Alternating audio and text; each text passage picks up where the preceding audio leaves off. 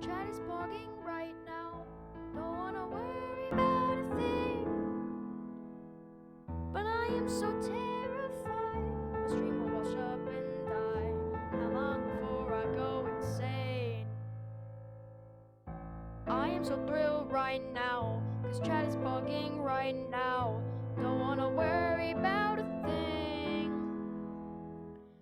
But I am so terrified. My stream will wash up and die. How long before I go insane? What a run.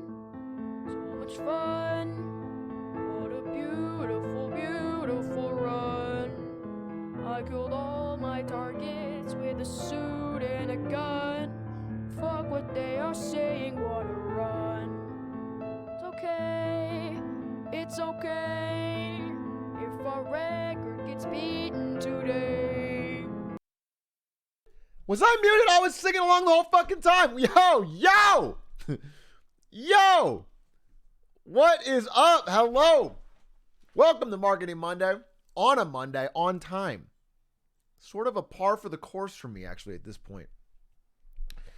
Old reliable, they call me. Young reliable, they should call me. Hello. How's everybody doing?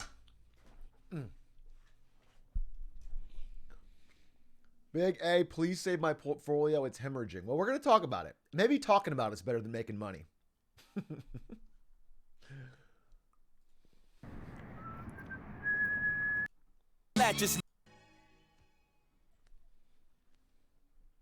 Happy new. The black Jew standing in some sandals. Who gon' lift my latches loose? My back is bruised, black and blue. I planted 2 feet like evidence, nappy roots. I stand accused. Man, a few words, copious with fruits. Opiate the shrooms, smoked it to dissociate, diffuse. Cloven in the 2 old hands. Told me what to do, spoken. No uncertain terms, no written rules. They said, fresh out the seed, grow a leaf, that's a new vine. Wait for your rain, it's gon' drop, that's in due time. Condensed version of events, I ran at the first sign. The lesson now I'm 30, best to listen to your first mind. Revert, hit the lottery first. See economies burst, cheap commodities worth the Cayman Islands. Reverse stop, knee-jerk, skirt the throttle. Burnt your new Bugatti is curtains, but get your mileage.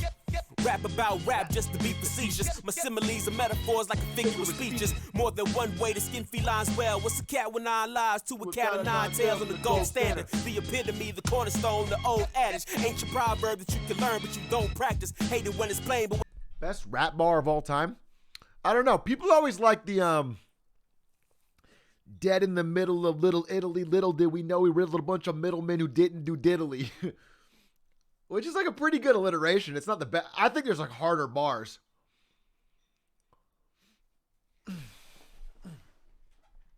Poopty Scoop's a big one.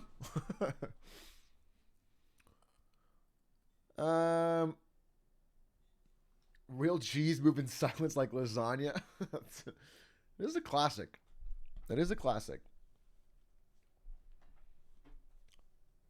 Big A, I panic sold NVIDIA. Can you tell the CEO if I can get my shares back? I'll ask. I'll ask.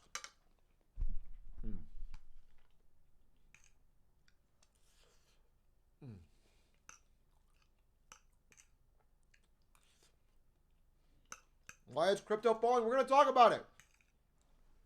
Now that all of you are truly broke, we're going to talk about it.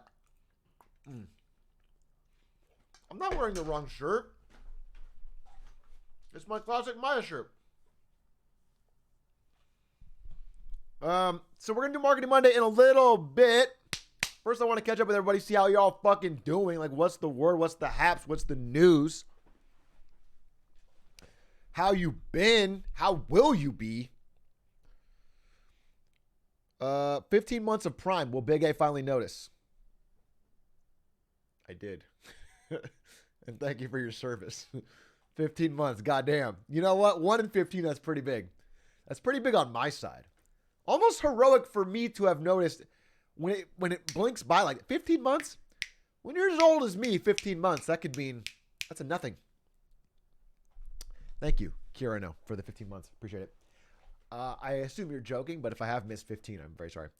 Who dat? Thank you for the 94 raid. Partner this man.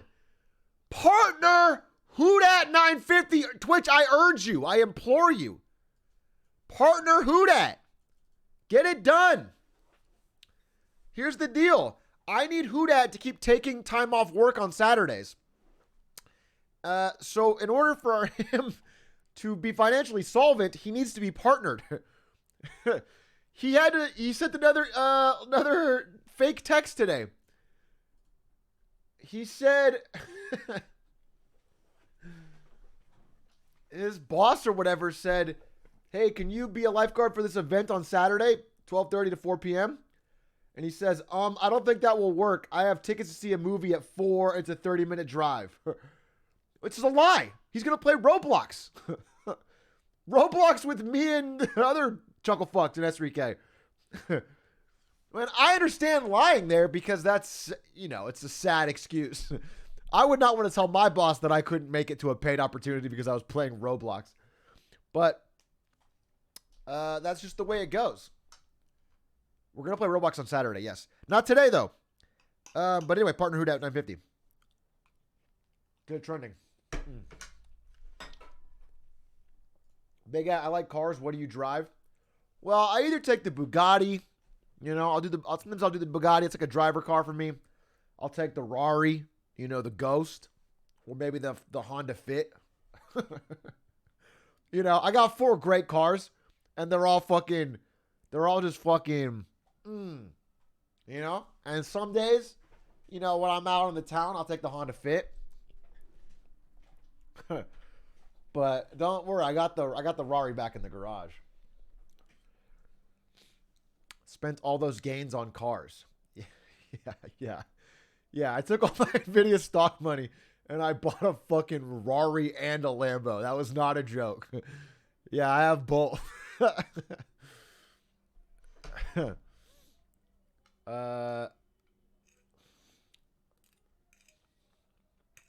Honda Fit, more like Donda shit. Is that what you said? Damn, real Kanye hater, huh?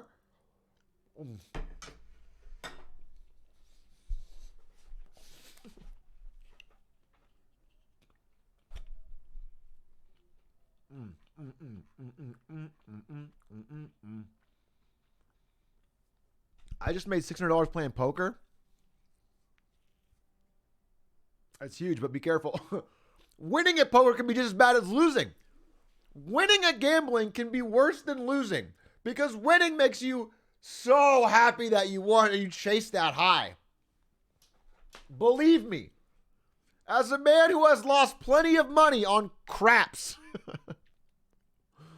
a quick loss will take me right out of commission, but a quick win, I'll be there all weekend. Can we talk about Evergrande? We will talk about Evergrande. I don't know if you noticed the title. The world economy is collapsing. I will talk about it. It's on the agenda. But more importantly than that, I need to know who's going to call me Glizzy Hands. Who's making money on poker? Who's skipping work of their lifeguard job? Okay? These are the important things. The world economy can wait. Metro Yeti, thank you for the prime. Still Reclaim, thank you for the 9 months. Have you ever heard that song Come On to the Tom? No, I have no idea what you're saying. Big A, I'm working on Shark Tank. Ask me anything. Why is Mark Cuban afraid of me? Ask him that. Ask him that next time you see fucking the Cubester. Why is he afraid of me? Why is he afraid to debate me in the marketplace of ideas? Big A, you still got shooters in Twitch? Oh, Blue Spirit, thank you for the gifted. God damn. What's this? Oh, what? Did someone drop a Twitch fucking... Wait, whoa. You guys know this used to be my job. Oh, fuck. That was a bit of a leaky. Oopsie daisy. Wait a minute. I actually mega leaked. No, never mind. I thought it was... Okay, that was the monitor with the PowerPoint, not the monitor with my fucking stocks on it. Oh, thank God. Okay, on that monitor, I have the PowerPoint. That was fine. The other monitor, I literally have like my entire portfolio. Because I was looking at it today. Woo!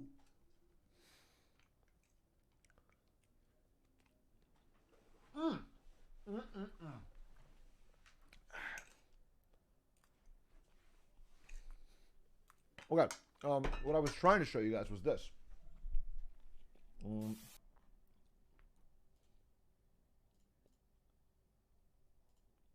There it is.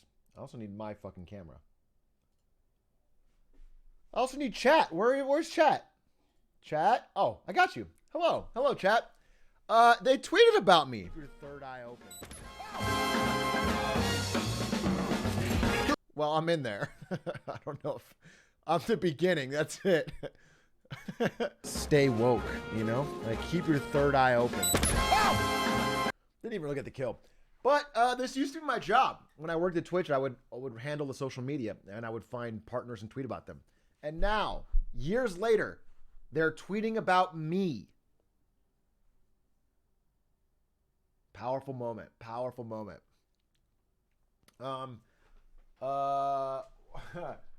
One thing I used to do when I did this job, social media guy, if you're watching, is I would go into that person's chat and let them know that I was going to use their clip and then gift some subs, because I would use the free sub feature, that behind the staff free sub feature, and I would gift out free subs that I didn't pay for, and they were supposed to expire.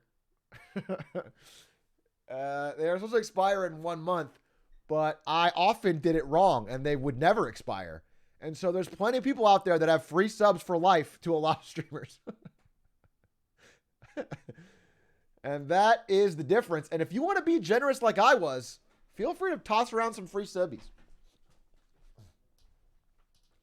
I'm sure there's some accountant at Twitch going, what the fuck? We're bleeding exactly $483 every month. Where is it coming from? I can't trace it back.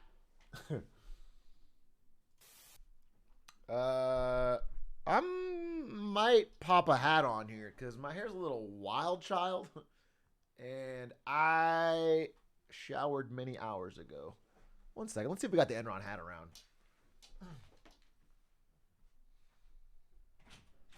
Any Enron hatters in the chat?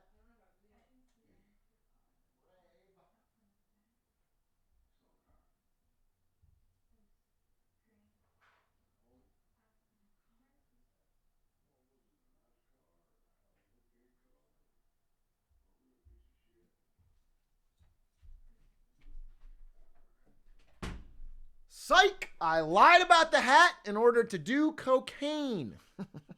And you guys caught me. Wow. Wow. Wow.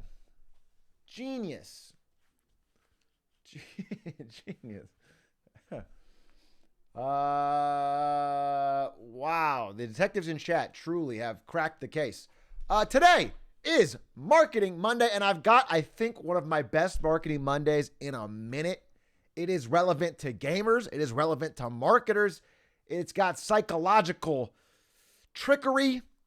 It's got a lot. I think it's good. I think it's relevant. I think probably it'll save people here some money. So I'm pretty stoked about it. But first, we have to do wins and fails. And we could probably jump into it pretty soon.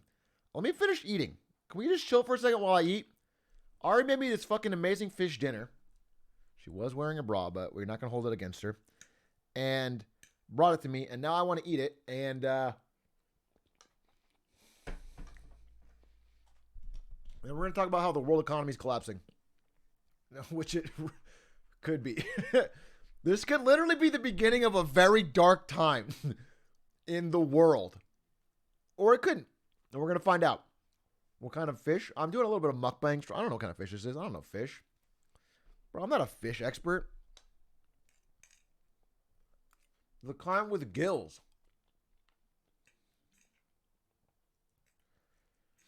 Don't worry, guys. If the economy collapses, I'm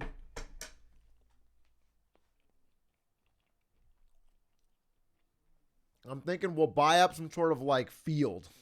You know, and we're all going to just go hang out in the field. We'll just start like a new Atrioc-based town. A commune, yeah.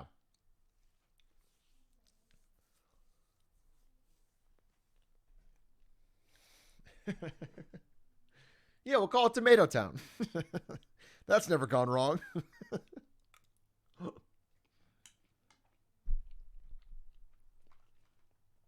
if the economy collapses, does that mean no school? Have I told the story? This is a very sad story, and I do regret my actions. But I was also very young. I remember when, God, this is really awful, and I do feel bad about it, okay? But I was a kid. When 9/11 happened, I didn't know what it meant, like the day of, because I lived on a military base. All I knew that it was serious, but I didn't know what it meant, and school got canceled. And me and my little brother were in the backyard, like, yeah. And I've never seen my dad more pissed oh my God, dude.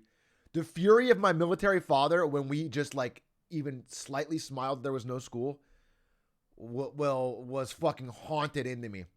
And of course, once I saw the footage and like knew, but I didn't know what was going on. I was fucking 8 years old playing like Game Boy. And I thought, oh, no school. Anyway. It's a reasonable as a kid. Yeah, listen, I'm not saying I was... I clearly wasn't celebrating the fucking actions of 9/11, but I didn't understand it well enough to even like... It was just stupid to not even think that this is probably serious.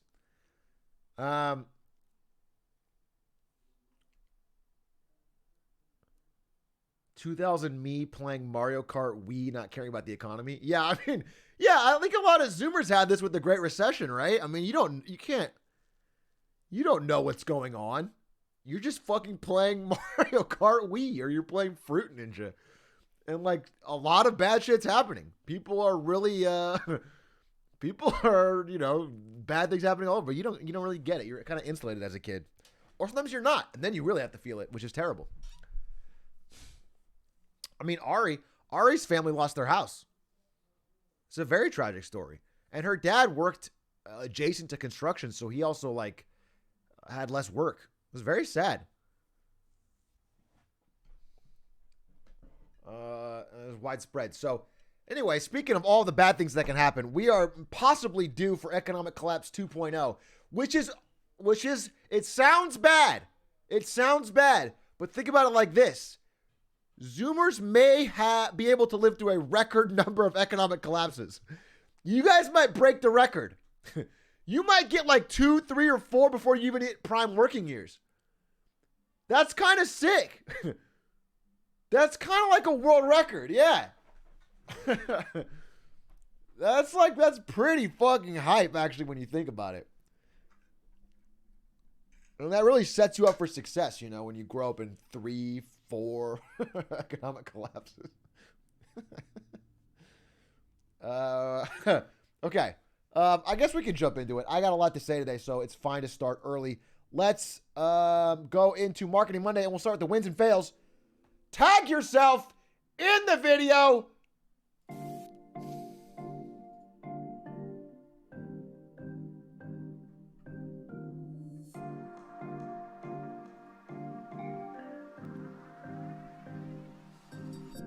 I should have been a skater, maybe a heartbreaker, some kind of creator, simple money maker. I'm just a simple money maker. Time passing me by, I'm cold but it's July, and I know that my disguise will melt off in a sunrise, and I know that it's designed for the sun to make me shine, but it feel like this time that my heart's been mummified. And I won't make it to the night. They tell me I'm too young to be thinking like this. Got my life ahead of me, but feel like it's in abyss. Like my life left for a mistress. Call me back, I must have missed it. I should have been a skater, maybe a heartbreaker, some kind of creator, simple money maker. I'm just a simple money maker.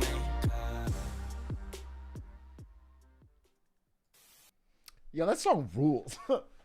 That song bangs. Welcome to Marketing Monday. Today, we have 2 major topics to discuss. The main Marketing Monday will come in a bit. First, we're going to do wins and fails. Today's wins and fails is unique because I have 3 wins that are kind of small and 1 fail that is very, very, very, very, very, very large. So let's start with the wins. You guys want the wins first so we can feel a little better before we go into the fail. Okay? Let's start with the wins. The wins will make us feel good. You know, it's the sugar with the medicine. First win is just this cute little ad that people kept tagging me in. Actually, the trucking ad industry in general. I have seen almost zero interesting truck ads in my entire life. And then I saw 2 in this past week. The first is this one.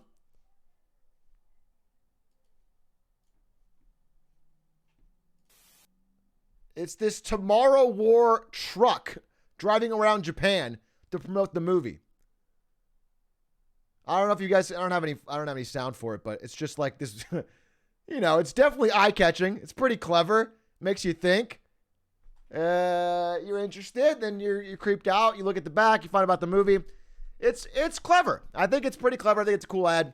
Probably wasn't too expensive. And not only did it get, you know, eyeballs in person, but the most important thing is it got a ton of eyeballs online.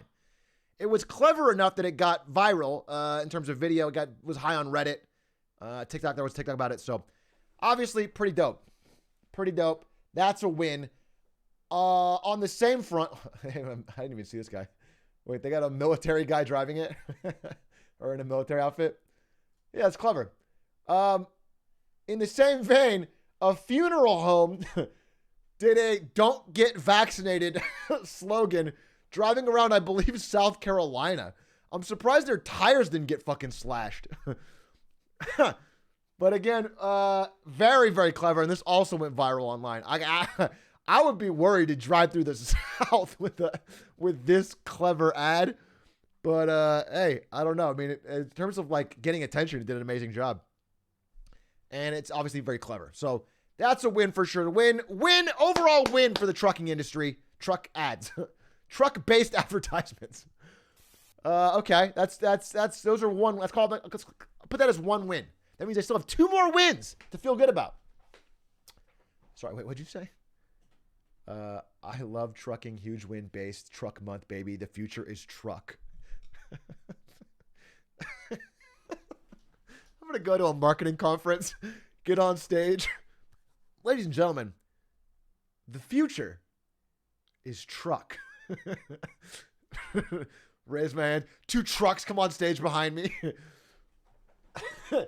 Sell the billboards, sell the commercials, sell the social ads, sell the influencers. I'm talking about 100% truck-based marketing from here on out.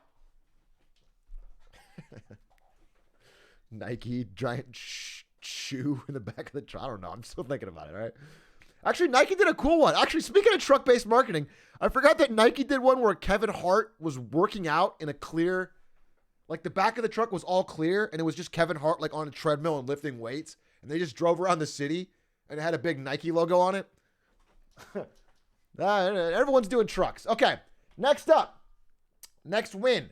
This is an easy win. It's called fashion. Okay? Fashion is what won this week because it went forward 1,000 years with the release of Fortnite X Balenciaga. This is a $600 pair of shades and I believe a $1,000 shirt. And sheesh, brother, that fucking drip. It's out of control. That's the coolest kid in school, bar none. Let's see if they have a video. Fortnite Balenciaga. We can, yeah, this plain white shirt that says Fortnite on it costs $1,000. Just to confirm. That's fucking sick, dude. And if you don't have one, I think less of you. I'm sorry to say it. Here we go. Here's the video.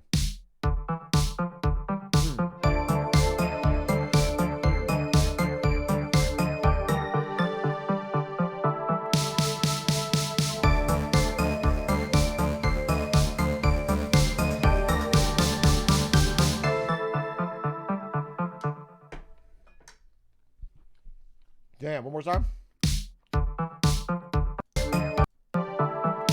So this is all part of a rise in luxury brands trying to get into the digital goods space. They have reputable, notable brands known for their high-end prices, luxury status. But the main growth area for luxury brands in the past 5 years has been China. Chinese consumers love to buy Louis Vuitton, Gucci, Prada, etc. And recently, something we're going to talk about later, that might be called into question. And so they are, they've always been looking into this space, but now they're rapidly looking into this space more to find a new way to grow revenue. And that is digital goods. So they're crossing over with the biggest place to sell digital goods, which is Fortnite. This is the beginning of what people are calling the metaverse.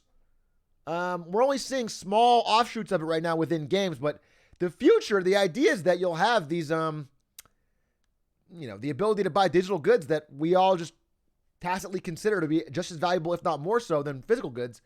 And fashion in the digital realm for our digital avatars is going to be where they make a majority of their money. Puma's doing it. Yeah, all the big fashion brands are trying to, they don't want to be left behind because this is where things are going. People spend more time online than ever before, and it increases every year. And so that means that the goods we use to flex there are even more important than they ever were before. Long story short, if you don't have Fortnite X Balenciaga gear, you are poor, and you'll get made fun of at school. Okay? That is where it's going. Sorry to break it to you. But don't worry. I will buy one Lucky Chatter a Fortnite X Balenciaga shirt later. We'll talk about it. Okay. Now,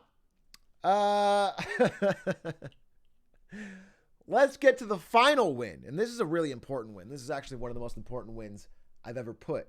In fact, I think this win may counteract what is sure to be a devastating loss. Fail any second now. Okay, so let me be very careful when I say this. Like this win, I think, to sum it up in one word, is monumental, earth-shaking, deserved. And this win, of course, goes to me. Because a few months ago, we did an ad review where we watched the commercial Berries and Cream by Starburst. You tried these berries and cream Starburst? Pardon me, what kind of Starburst did you just say? Berries and Berries. Berries and what else? and cream. Berries and cream! Oh, hurrah! Berries and cream, berries and cream. I'm a little lad who loves berries and cream. Berries and cream, berries and cream. Oh, I'm a little lad who loves berries and cream.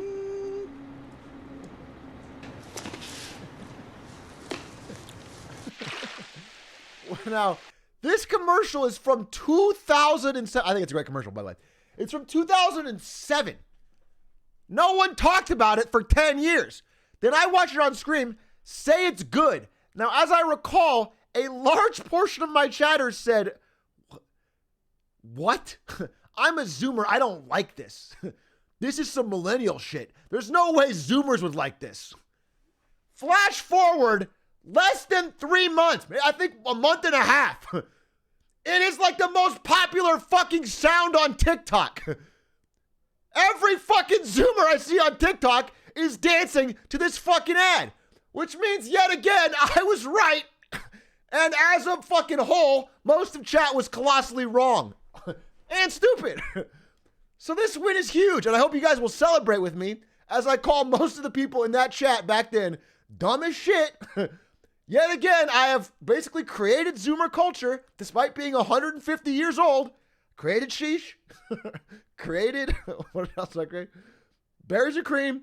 Created fucking Sigma grind set, all right?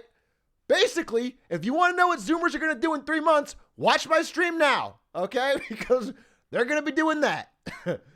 Maybe it's all going to be cocaine and mustard. I don't know. But that's where it's going.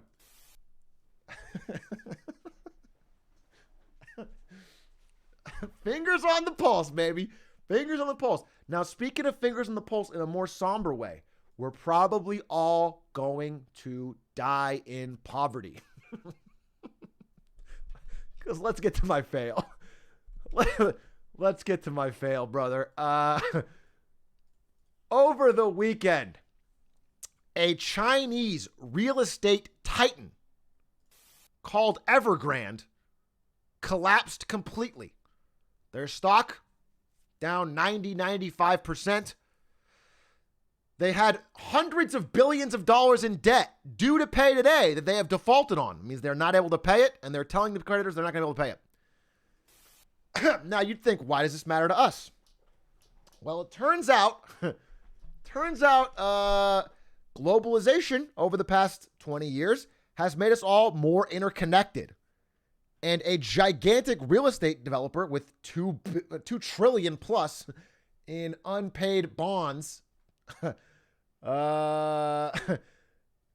they're not going to be able to pay back may have knock-on effects for the rest of the global economy. But how do we get here? How do we get here? Where's Evergrande, and is Evergrande alone?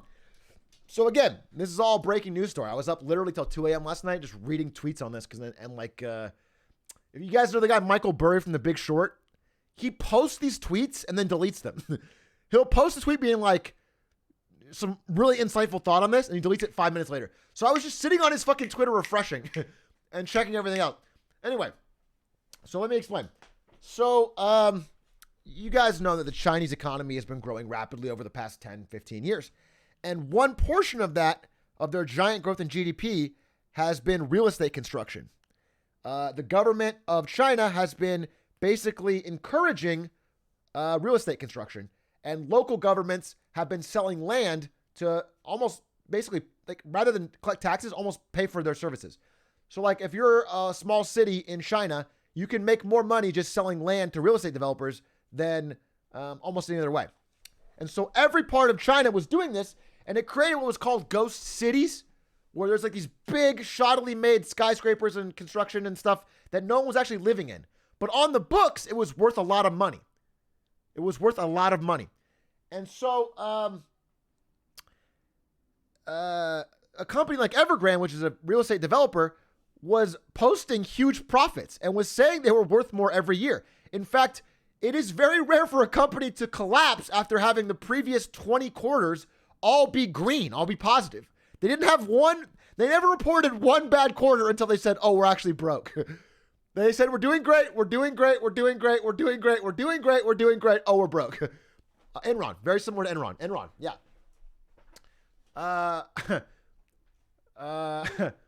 Okay.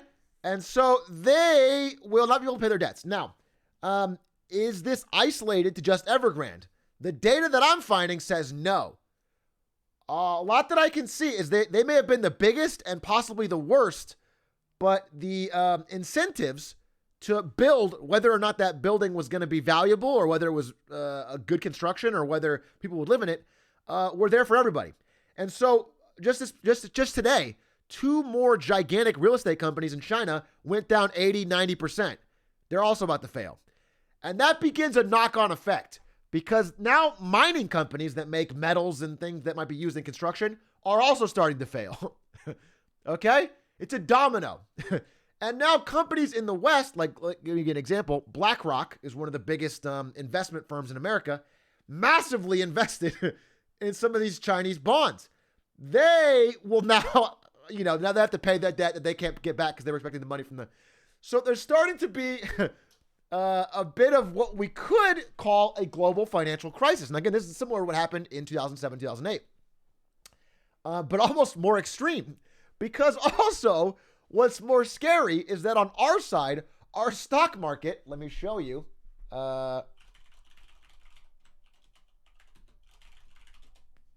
is at absolute record highs, despite, a massive pandemic. Let's see, maybe this one will, I need a better one. I guess this is fine. This is not a perfect, but we're at record highs is what I'm trying to tell you. We're at record highs. And a lot of companies are valued at absurd amounts. Tesla, for example, which I've been talking about since January. Tesla is worth more than every other car company on planet Earth, despite making, 1/10,000th the amount of cars. Why is that so? Okay? So And all of that has been fueled by easy access to debt. The reason everything is so high right now, including me, am I right? Is because everybody has had easy access to debt. Okay? You can easily borrow, and the interest payments are very low. Once banks start to take these big losses on the chin from things like Evergrande, they start to restrict access to credit. And then people that owe money can no longer borrow money to pay their interest, so they start defaulting more. And it causes a bit of a snowball effect where soon everything's collapsing. And that's why you may have noticed today that everything was down. Literally everything. And this is the beginning. This is day one. I want to see if I can let me see if Wall Street Bets is a good picture of the amount of red that we had today. Crypto was down. Stocks were down. Real estate was down. Everything was down. Lost $3 billion of Doge. I'm sorry. I'm sorry, brother. I'm sorry you lost $3 billion of Doge. Let's see. Oh, this is a good picture.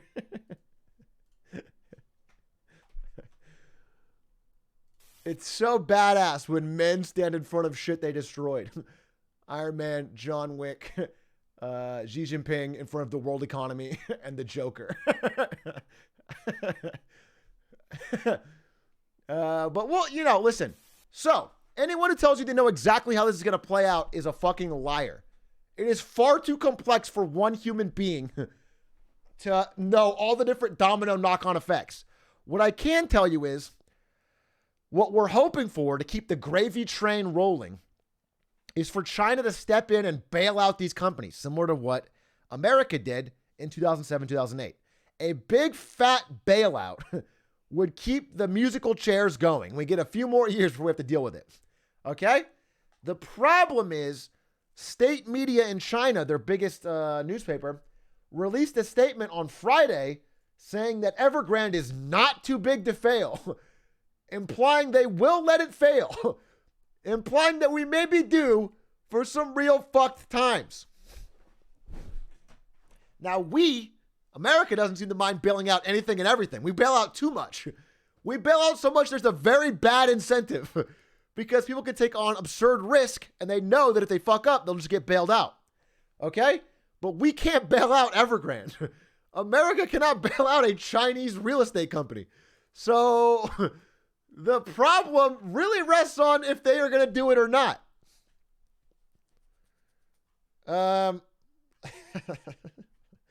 This is funny. A lot of good memes on Wall Street Bets, including check in the old portfolio this morning. That's a lot of damage. When my parents asked what I did at work today, I saw this portfolio in half. Bears waiting for 2008. COVID, nothing. Evergrande, there we go. Yeah, everything going down. Welcome to Paradise. This is all going downhill. I do want to pull up. Let's see.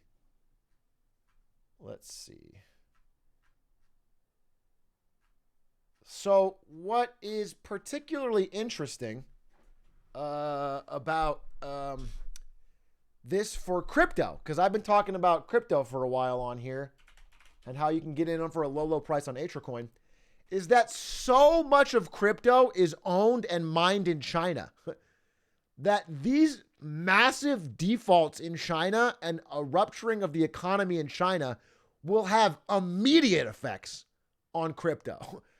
Crypto is almost certainly, at least for the foreseeable short-term future, going way down. It is not going to the moon.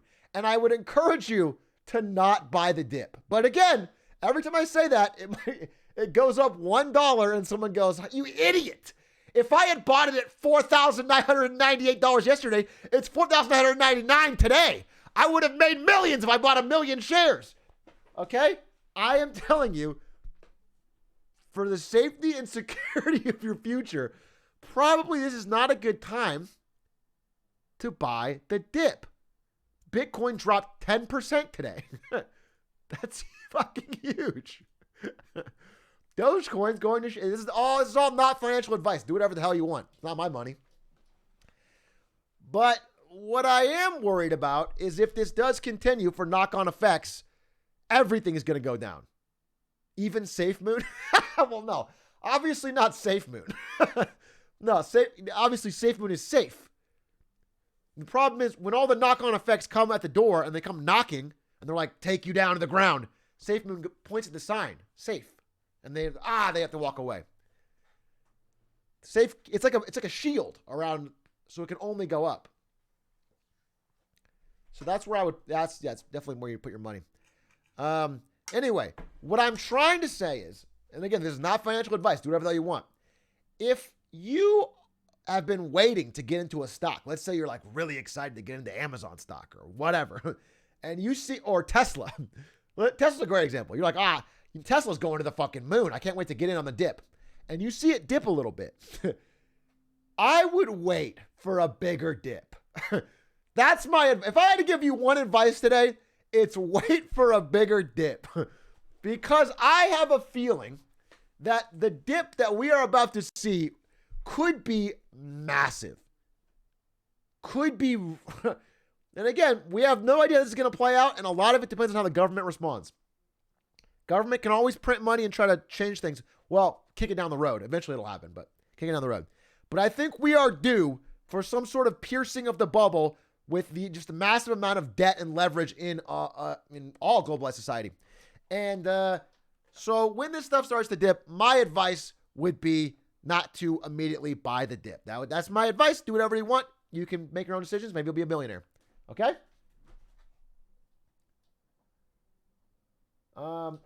One story that I thought was really interesting, and it made me reconsider my large investment in NEO stock, which, again, I have not sold as of yet. I have a 5-year plan that I told myself I'd stick to. One thing that I found out was, so Evergrande, again, this is the start of all this, is Evergrande.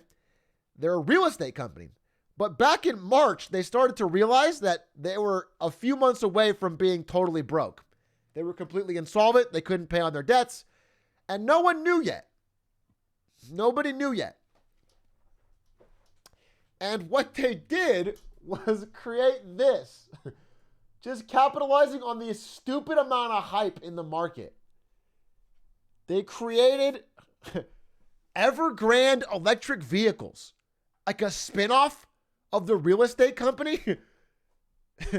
And they made a bunch of fake EV cars. None of these ever actually were produced. They never actually produced. And guess what? They raised billions. And in fact, we're at one point, this company, just the car company, was worth more than Ford, despite never having made a single car. And most of that was from Western investors. People in America, Canada, Europe, buying in, thinking that this was a great idea. China, electric vehicles, let's go. They bought in. It's worth nothing. They used the money to pay for their debts on the real estate side and basically shuttered. Okay? It's all worthless now.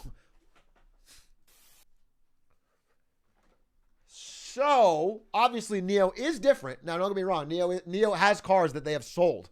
NEO has made and sold cars, which is one of the reasons I like to invest in them to begin with. They actually have a car. But at the end of the day, there's a lot of fraud in the Chinese electric vehicle market, and valuations are kind of extreme. I would 100% buy NEO at a lower share price than it is now. But I'm holding, but I wouldn't buy where I'm at. And that's for sure.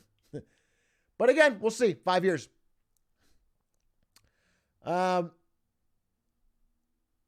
Should I sell? You got to make your own decisions, man. It depends on your time horizon.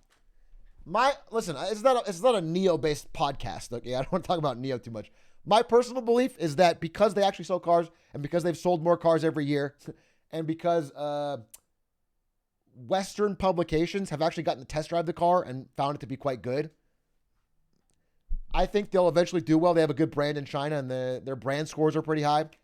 But who knows? The stock market is so divorced from the fundamentals of the stock lately that things are worth either too much or too little based on entirely unrelated things. They should be related to how much money the company's making, and it's not related to that. Anyway, how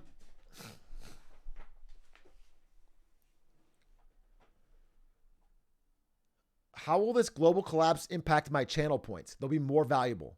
Once all currencies are valueless, owning a bunch of Atrioc channel points will be magnifique. Okay, that's where the value really is stored. In fact, I don't know if you guys know this, but you actually get more Atrioc per minute when you're subbed.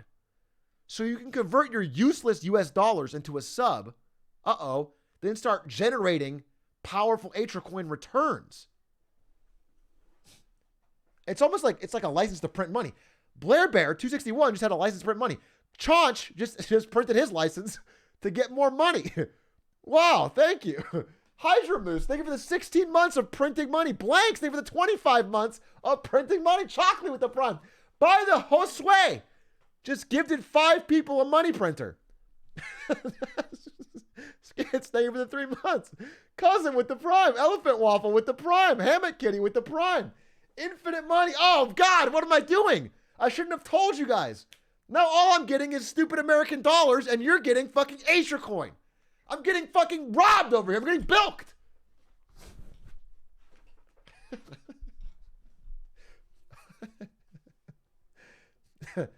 Anyway, thank you for the subs. Thank you for the subs. Joke, but thank you for the subs. Real Shook, thank you for the 2 months. Ginger, thank you for the prime. Real Shook, Ducks Galore, thank you for the 2 months, and the message free money poggies. Now again, don't necessarily tell your parents that someone on the internet told you can get free money. You know what I'm saying? If you're using mom's credit card, don't tell her this whole story about how I told you could print money for free, that Atrioc is more valuable than dollars. Just keep that.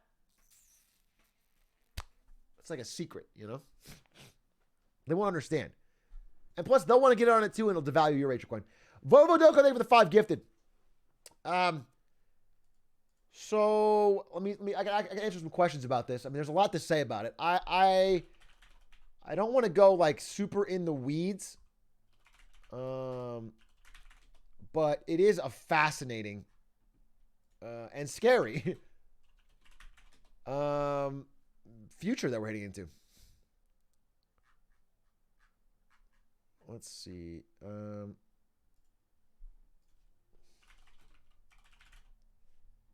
Let's see if I can find. Oh,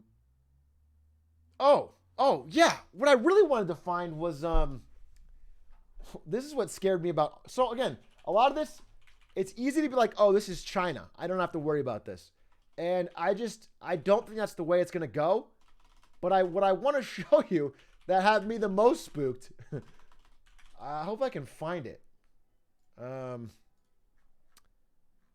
This is it. Okay, this is it right here. Yeah. I hope it doesn't get deleted. The problem is fucking all of Michael Burry's goddamn tweets get deleted.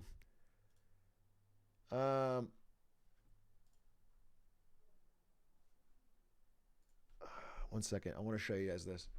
Here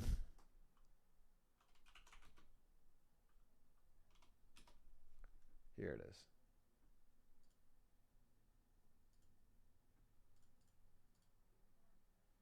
Okay. So, yeah, here it is. This is his tweet. I got a picture of it. Just recently, like literally yesterday, this article went up saying that there's an outcry against federal officials trading stocks, and we should have more accountability, and they should have to sell their stocks. It's very interesting. It's very interesting that they're being forced to sell their stocks right now. And what I'm noticing is, if you compare it to this chart, this is when they did all the buying. This is when all the fucking Congress people and House representatives who had insider information did all the buying. They bought a bunch of stocks, okay? No ethics outcry, no ethics outcry, no ethics outcry, no ethics outcry. And then all of a sudden, right about here, there's an ethics outcry where they have to sell. They don't want to sell, they have to. But by the way, if they sold without this outcry, everyone would be like mad at them. They'd be like, oh, what the fuck's going on? But if you pretend like, I'm being forced to. Oh, I guess just to be ethical, I'll get rid of all my stocks. They're all doing that right now. They're dumping their positions at the top. And that to me is very, very suspicious. That is very, very suspicious. And I think Michael Burry here agrees. And it makes me a little bit nervous that they have information that maybe I don't. That now is the time that things are going to begin to unravel in the stock market. Now, again, I have no clue other than what I can research through the fucking magic of the internet. I have no special knowledge. This is not financial advice. Stocks can go up 1,000,000 more percent. But my gut tells me that the music is ending on this fucking game of musical chairs. I feel like the carousel is coming to a stop. And I feel like the massive growth that we've seen in a time of fucking global pandemic has not made a lot of sense. And there may be an end to this party. But not official advice. So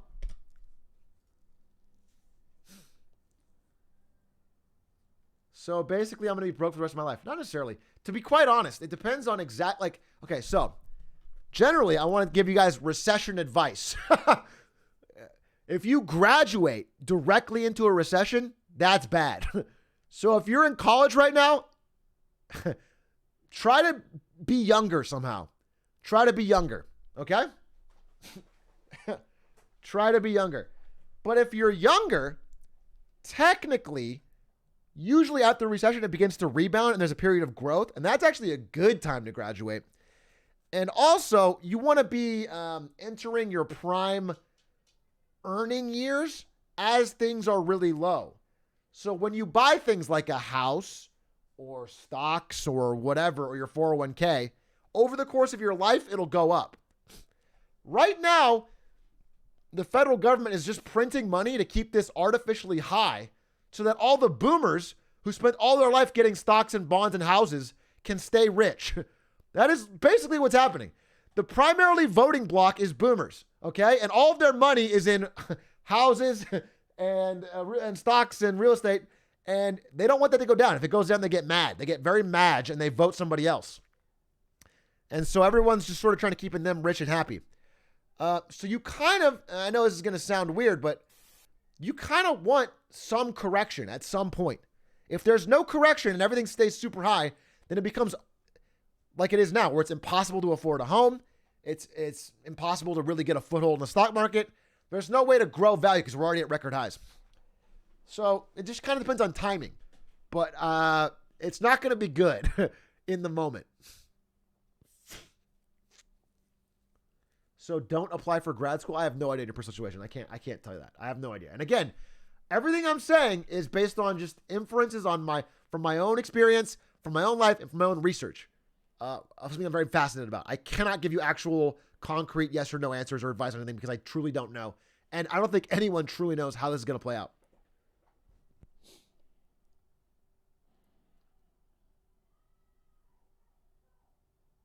My city has a less than 1% vacancy rate and most rent prices have doubled in a year. Yeah, this past year has been absolutely insane for housing and rent prices.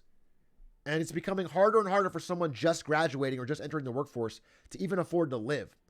So in that sense, some sort of reset will be helpful in the sense that there will be way less jobs, that there's going to be possibly unemployment, that, a lot of bad things can happen. That's not a good sense. So there's no nice way to rip the Band-Aid off.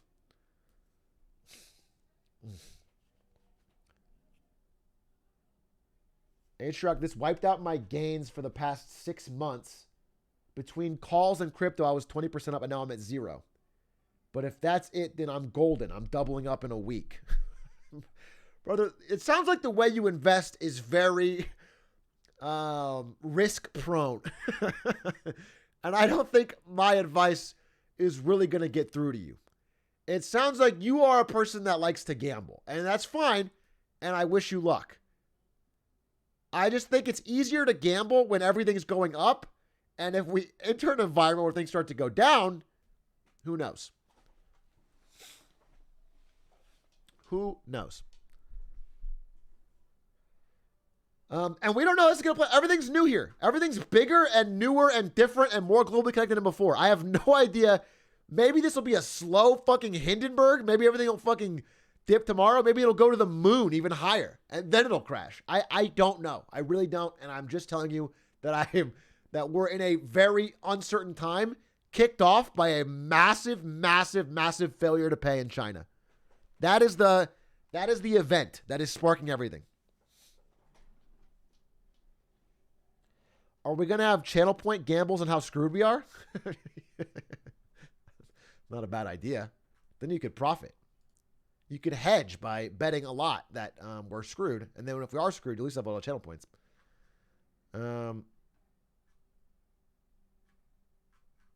Let's see if I can grab this. So this guy on Twitter has been my best source of information on it. He had a really, really in-depth analysis on Evergrande. I have no idea how to say his full name, but he knows some stuff. What I found interesting was this. So BlackRock's a massive American-based investment firm that as of 1 month ago was saying investors should triple their allocations in Chinese assets because they own a bunch of Chinese bonds that are now worthless. And it made me very clear that everyone seems to know that they're fucked and they're trying to get the retail investors to basically buy the dips so they can sell off these toxic assets and catch the knife, basically catch the falling knife, which we don't want. So just be warned on that front. What is this? Unemployment curve.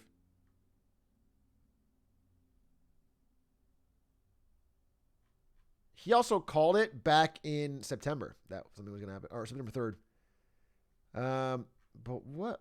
I think he had a good tweet that I wanted to bring up. Okay, this is what's currently happened. China construction reset. Australian miners puking. What is this? AusJPY? I don't know. Energy crisis underway. Wage inflation cycle starting. We're getting massive wage inflation. And also, oh yeah, I forgot to mention, the U.S. government is on the verge of default, which happens a lot, but usually the government agrees to take out a big loan and pay for it. But what's happening right now is the Republican minority in Congress, combined with a few Democratic senators, I think Manchin or whoever, are basically blocking the ability to extend our debt financing, which would lead to a shutdown of the government. And I think they're trying to do it to get concessions. Now, I think they will eventually do it, but it's going to be a drawn-out, painful process that will fuck over people. This happens regularly, and it's kind of shitty. And it's used for political theater every single time, and it causes a lot of real bad effects to the economy.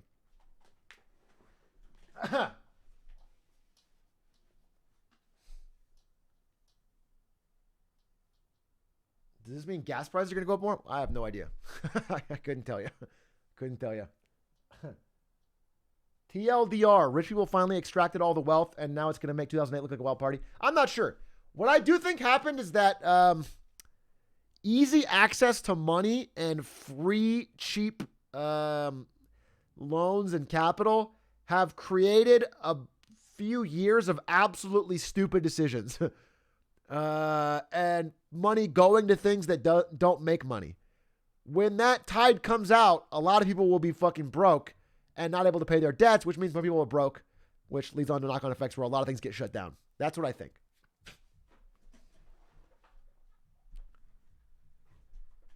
Does the market keep crashing tomorrow, or is today the brunt of it? Okay.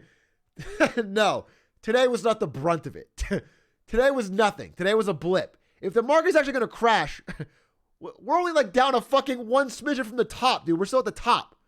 No. I don't know if you've been listening, but no. Today, if you want me to tell you everything's fine, no, yeah, today was it. Yeah, we're down 1% or 2, and it's over. It's all up from here. No, it's not almost done now. The idea is that we could be beginning a general slide back to more reasonable valuations on everything, which would mean, massive losses. It was a tough day, but we made it. We did it. Wow, we survived it. We survived the 2021 Great Recession. Some stocks in China have crashed 80%. Yeah. So again, because the dominoes begin in China, that's where the beginning of the, or the biggest falls will be for the first days. So it starts with them defaulting, and then everyone that they owed money to starts to default, and then it changes over here. But yeah, Evergrande was the first and the biggest, and then much more have defaulted today. Like more companies have crashed 80, 90%, and everything's down, and it's just beginning. So we'll see. We will see. But that's not even today's topic.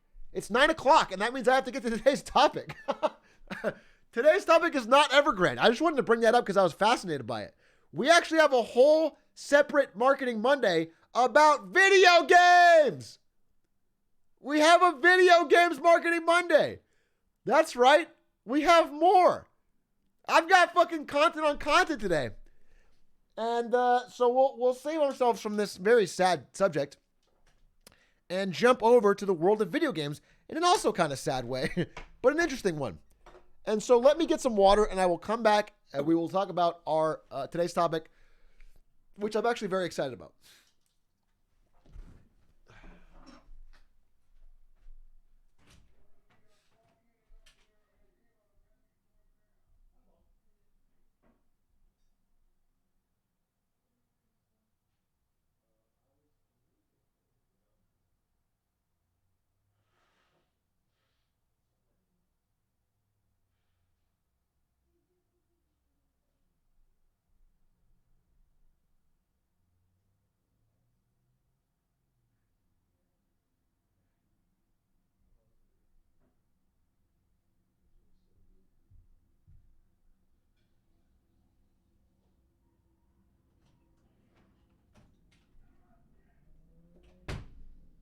Okay, we're back.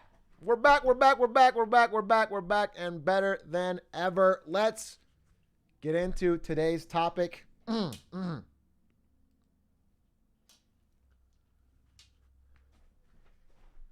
Actually, you guys want to do the theme song one more time? Because I need to set up my AC and shit. One more theme song, I'll give you today's topic.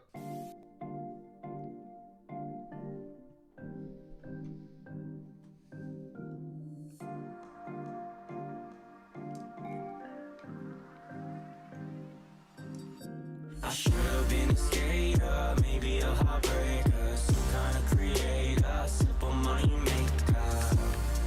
I'm just a simple money maker.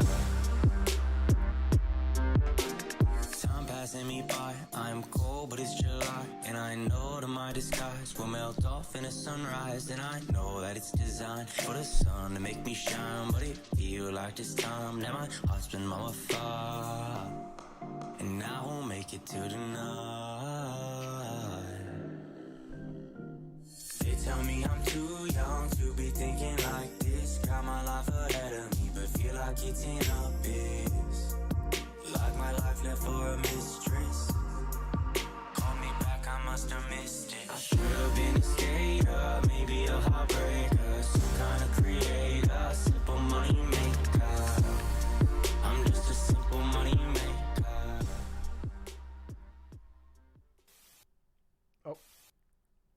Today's topic, welcome to Marketing Monday. Today's topic, the psychological warfare of gacha games and the tricks they use to part you from your money and how they're being adopted as the future of video games. That is right. That is right. Today's topic is about gacha games and how they have gone from being a niche, small part of gaming revenues to the majority, and in fact are teaching lessons to every game developer that are applying to all their AAA games. Let's get into it. But first, I want to start by having you watch a very short video that maybe illustrates the point I'm trying to make here about gacha games. Okay?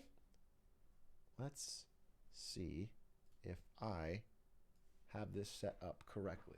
And I'm sure that I do, because I always do. Nope. We want to show the other monitor, this one. There it is. We want to make it full screen.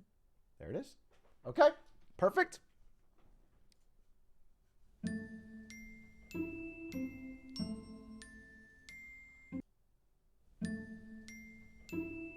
Can I just, we'll just put this on fucking, no, it's fine. All right, you guys can see this?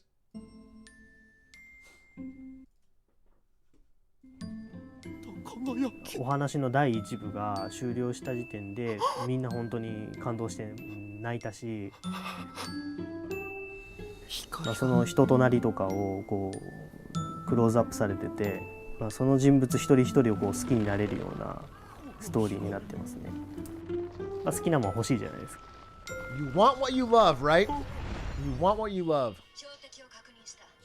大悟です。FGO プレイヤーです。大悟。だいたい起きてる時は触ってるみたいな感じに。ご飯食べてる時もお風呂と寝てる時以外はだいたい、あと車運転してる時以外は触ってると思うんですけどね。多分700万ぐらいは、それ以上。Pause. 万ぐらい。Pause. $70,000 on Fate Grand Order. To be clear, one AAA game that took a studio hundreds of millions of dollars to make cost $60. This person bought, I don't know, what's 70,000 divided by 60? Let's run the math.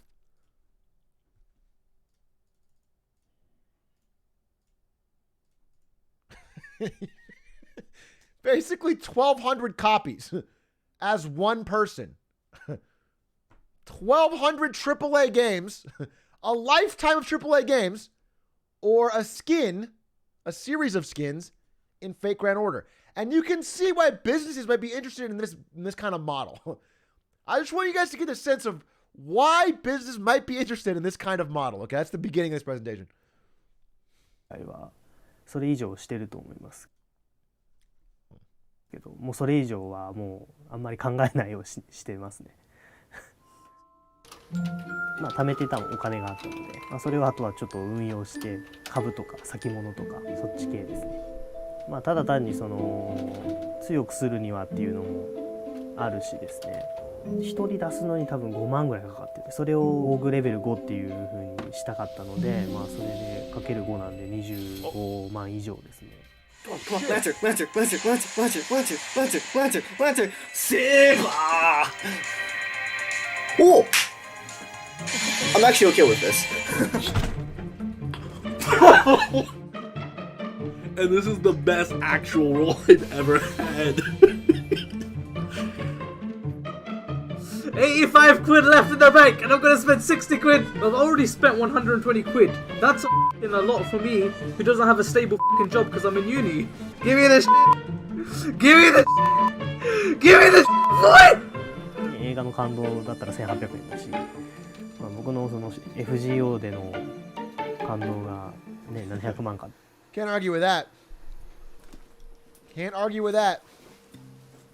ゲームしてない時はもう本当に車の運転してたり買い物したりとか、あとは言われたら皿洗いとか、掃除とかはやりますね。Nice. どこまでかけたかは知ってないので。Oh 今楽しい no. んで、それでいいかなと The 思って。 parents don't know?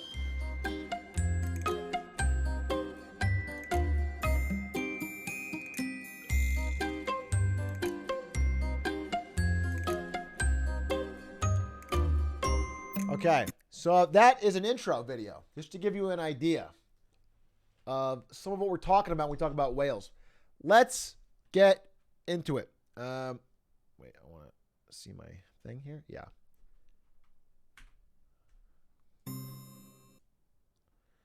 This is gaming revenue visualized for the past 50 years of gaming. Okay? You might notice in the beginning, all gaming revenue came from arcades and consoles. Then we added the PC to the mix in the late 80s. Then handheld comes along in the early 90s.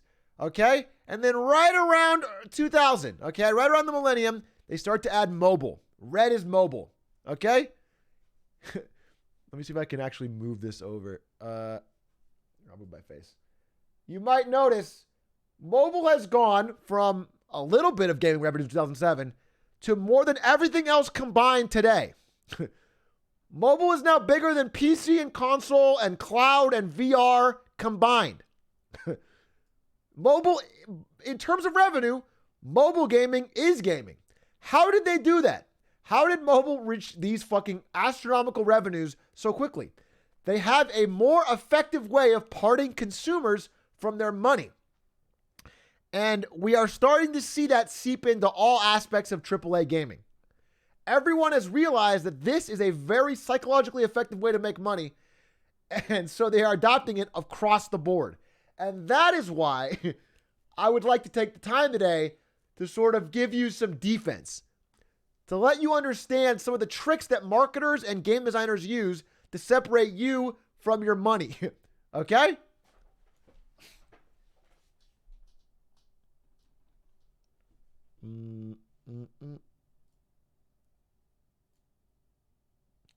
So, I chose one game in particular to kind of follow the story through. This applies to a lot of games, but I chose one in particular because I think it's one of the best at it. And that, of course, is Genshin Impact. I'm going to move my camera back over here. Genshin, the beautiful, gorgeous world we see here of Genshin Impact is essentially a far more predatory casino. It is the world's most psychologically advanced casino that has ever been created. And it is also the most successful launch of a Chinese video game ever. It's the first truly AAA gacha game. Now, a lot of these gacha mechanics we're going to talk about have been around in various forms across mobile for a long time. Genshin Impact is not just on mobile. It's a AAA game across consoles and PC and mobile. And it takes all of these powerful psychological principles, strips away all of like the annoying spammy ad stuff, and puts it in an actually fun to play, as far as I can tell, and beautiful game. And so it has removed all of the barriers that were stopping people before from getting sucked into these kind of worlds. And that's why it's been phenomenally successful. It made $1 billion, I think, in this past year. More than that, actually, more than $1 billion in like its first year of play.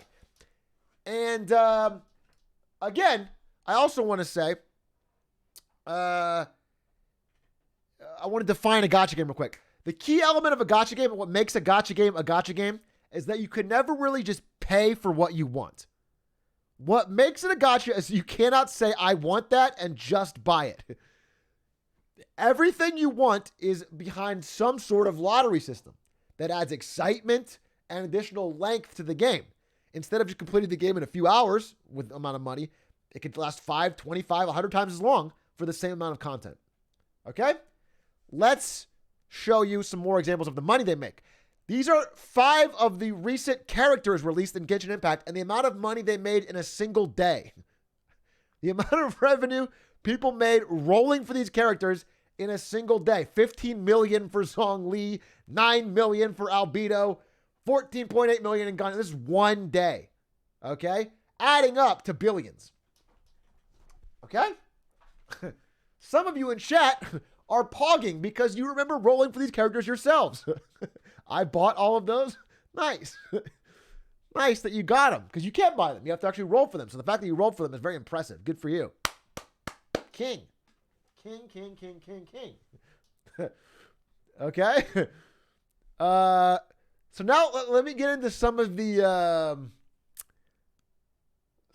the psychological tricks that they use. Okay.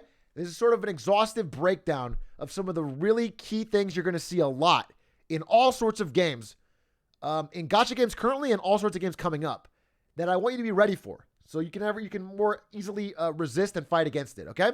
Number 1, a bonus for first-time signups. You're going to see this a fucking lot.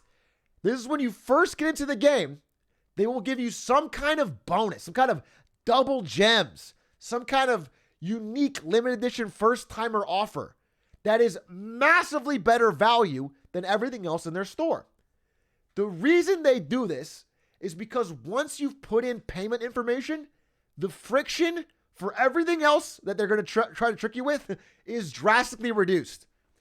The biggest ally you have on your side is not putting your credit card in ever. Once it's in, it becomes way easier to click the button. Okay? It becomes way quicker for you to just be like, I'll do a little bit more, a little bit more, a little bit more.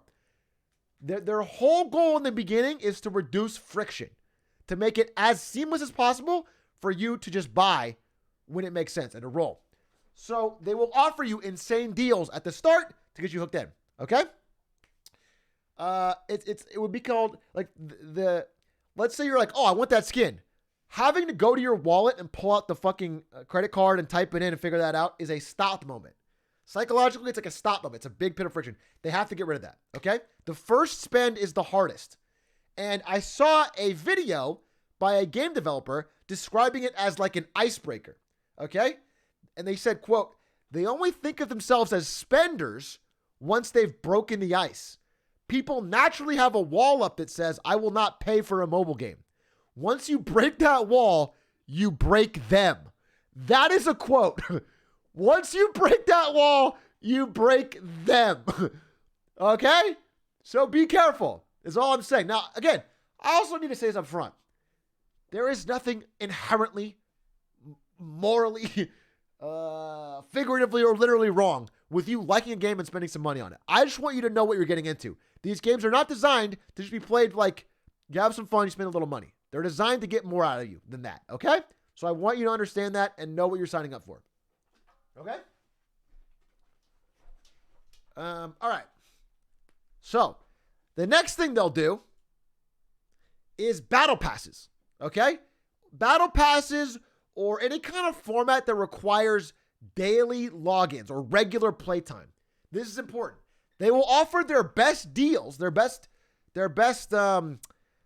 gems to dollars or whatever V-Bucks to dollars, whatever it is, whatever the value is will be best in the battle pass because the goal is to make the game part of your daily routine.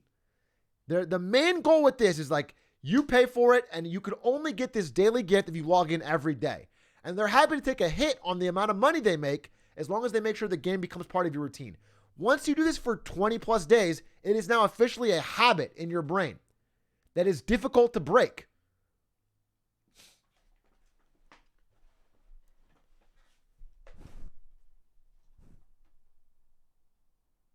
And that means they'll get a lot more from you down the road. They're going for lifetime value of you as a consumer, okay?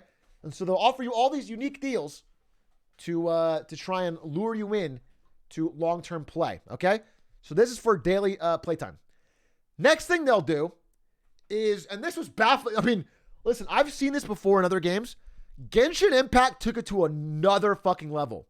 The idea of this is to have so many different currency types and tokens and weird denominations things are bought in to make it so your brain cannot easily math out how much you're actually spending. And what Genshin does is has Genesis crystals, Primo gems, Intertwined Fate, A Quiet Fate, Star Glitter, Stardust, and more. There are like 7 different currencies that transfer into each other. You buy Primo gems to turn them into Fate, to turn them into Star Glitter, to roll for Stardust. It's all a way to make it confusing so you can't tell how much dollars you're spending. Okay? That's the goal. And not only do they have different currencies, but they'll have different denominations. So that's why things will be costed like 143 Primo gems and 216. And the conversion rate's like 6 to 2. Or They'll never just do like a 1-to-1. It's never $1 to 1 gem or whatever. You know what I'm saying? They always find a way to make it so your brain cannot easily intuit exactly what you're spending, how much it, you know, what it costs. It needs to be fun money. It needs to put it into gem form, and then it's from there it's fun money for you, and you just spend it without really knowing the value.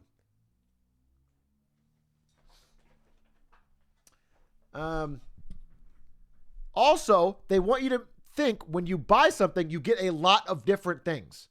That makes you feel more rewarded. So if they give you some primo gems and some other things, if they give you a lot of different things, you feel more rewarded, even though it's all boils down to the same thing. Okay? Now, for example, yeah, so sneaking in multiple currencies, the value of the money is lost along the way. For example, you can turn real money into primo gems. Primo gems turn into intertwined fate. You can no longer make a clear link between how much intertwined fate and money is cost, even because of the middle link. Okay? All right. Another thing they do is they highly incentivize social proof. Okay? People, and this is more of a human psychological principle, people are much more likely, especially in the early days of a game. Now the game's been out for a while, people are a little more jaded, but in the early days of a game, to not share their losses and happily share their wins. YouTubers do not upload videos saying, I lost money on Genshin Impact. They upload the video of their rare pull. The guy that pulled the rarest fucking card in Madden or in FIFA uploads that video, gets a bunch of likes. People are more likely to see examples of the good luck. And that creates a false heuristic in your brain that the odds of it are higher than they actually are. You are more likely to think it's possible when you see other people getting it. And it creates FOMO. Because we are herd animals. We do what other people do. So a profit-motivated game developer, in this example, has a high incentive to make us think that other people are spending money and getting success. Let me give you a direct quote here. This is a direct quote again from a game developer that makes mobile games. Do not tell your players that the majority of people do not spend money. That is cancer that will kill your monetization. That is a fucking direct quote. Do not tell them that people don't spend money. That is cancer. So they will do things like, okay, if you're in a guild and one of your guildmates buys something, they will have a celebration for your whole rest of your guild. It'll let everybody know they spent it. They don't want it to be a secret. When you spend money, it should not be a secret. They want to let you'll be flashier. You'll have a better star count. You'll have a better cloak, better gear. You'll look better. Whatever you do, if you spend money in a game, other players should know about it. And that incentivizes them to think, okay, they're doing it, I can do it too. That's how social proof works, okay? They also are more direct. For example, in Genshin Impact, they had a promo where if you took an in-game photo of your rare pull, like if you pulled a rare hero and took a photo of it, you got free primo gems. So you were incentivized to tell and to take a photo and share your friends that you got something cool, which makes you think that it's fucking going work. So it's again, it's all about incentivizing social proof. They also have flashy pull animations that are hyped for sharing, and they make you aware of people's pulls. Okay. And again, I think an example here, there it is. YouTubers, again, always sharing their insane luck. Lammy's insane luck, insanely lucky flamingo gacha pulls. And if you look on YouTube, there's millions of these people sharing their insane luck in polling. And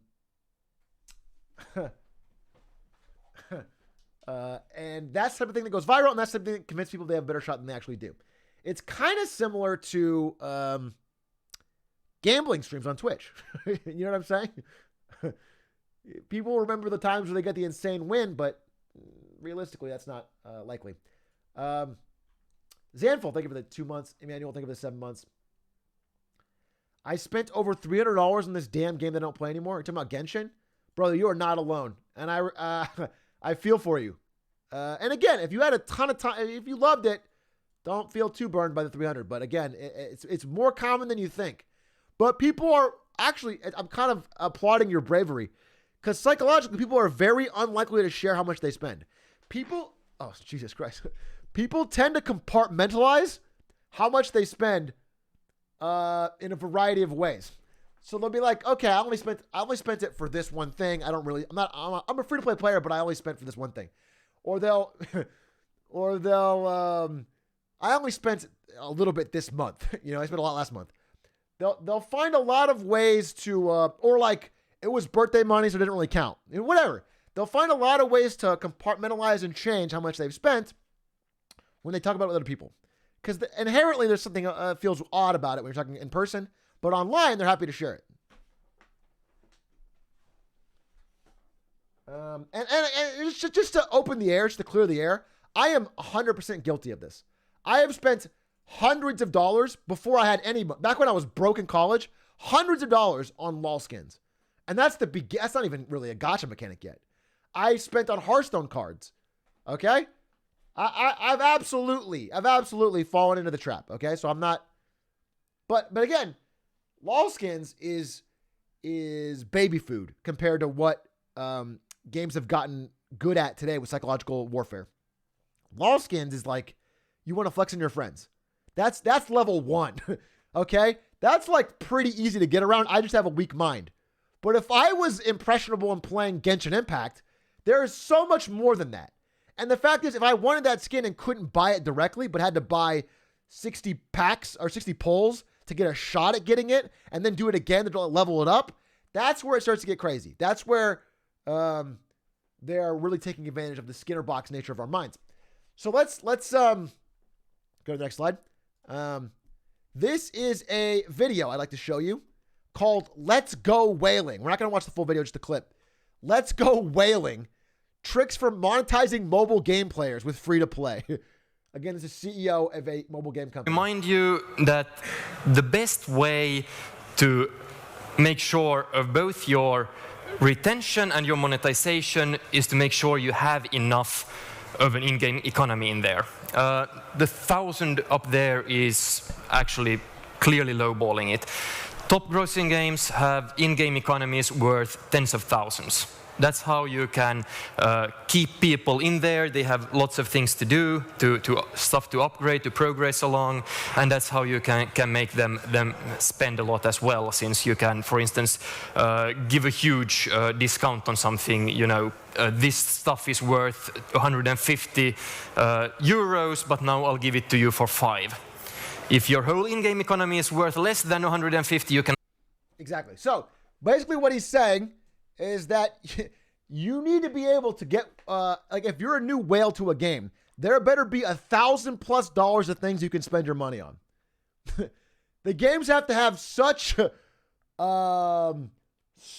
level of depth of payment to really make the whales happy and to be able to find a way to offer these creatively priced discounts because you think it's worth X much and they can drop it less. So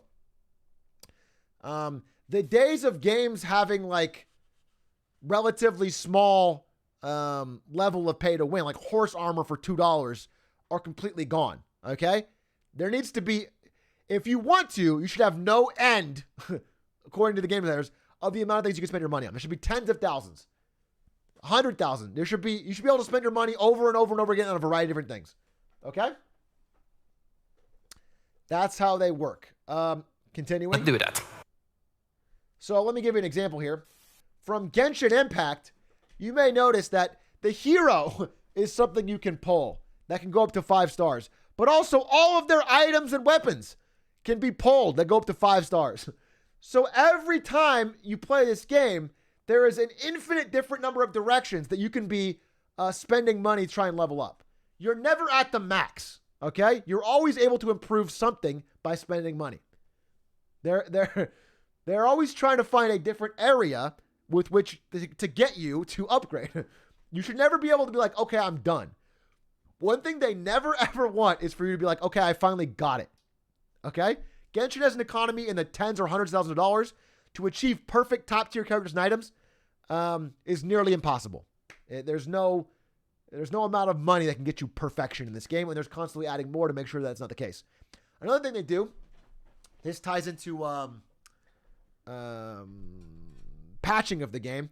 They gotta at least fairly frequently change the meta in some way so that different characters are more valuable or higher up, so that somebody that says has a perfect lineup for one character now feels like, oh, well, now this character is bad or not ideal. So I need to continue to level up someone else. The idea is to make it so you can never feel like you've finished. No one, no matter how much money they spend, should ever feel like they finished. Yeah, I mean, I guess I'll give Riot the benefit of the doubt. I don't know, but it is, helpful to this business model that when they release a new champion or a new skin, that champion generally is good. That's helpful for their sales, which is an interesting bad incentive. Okay?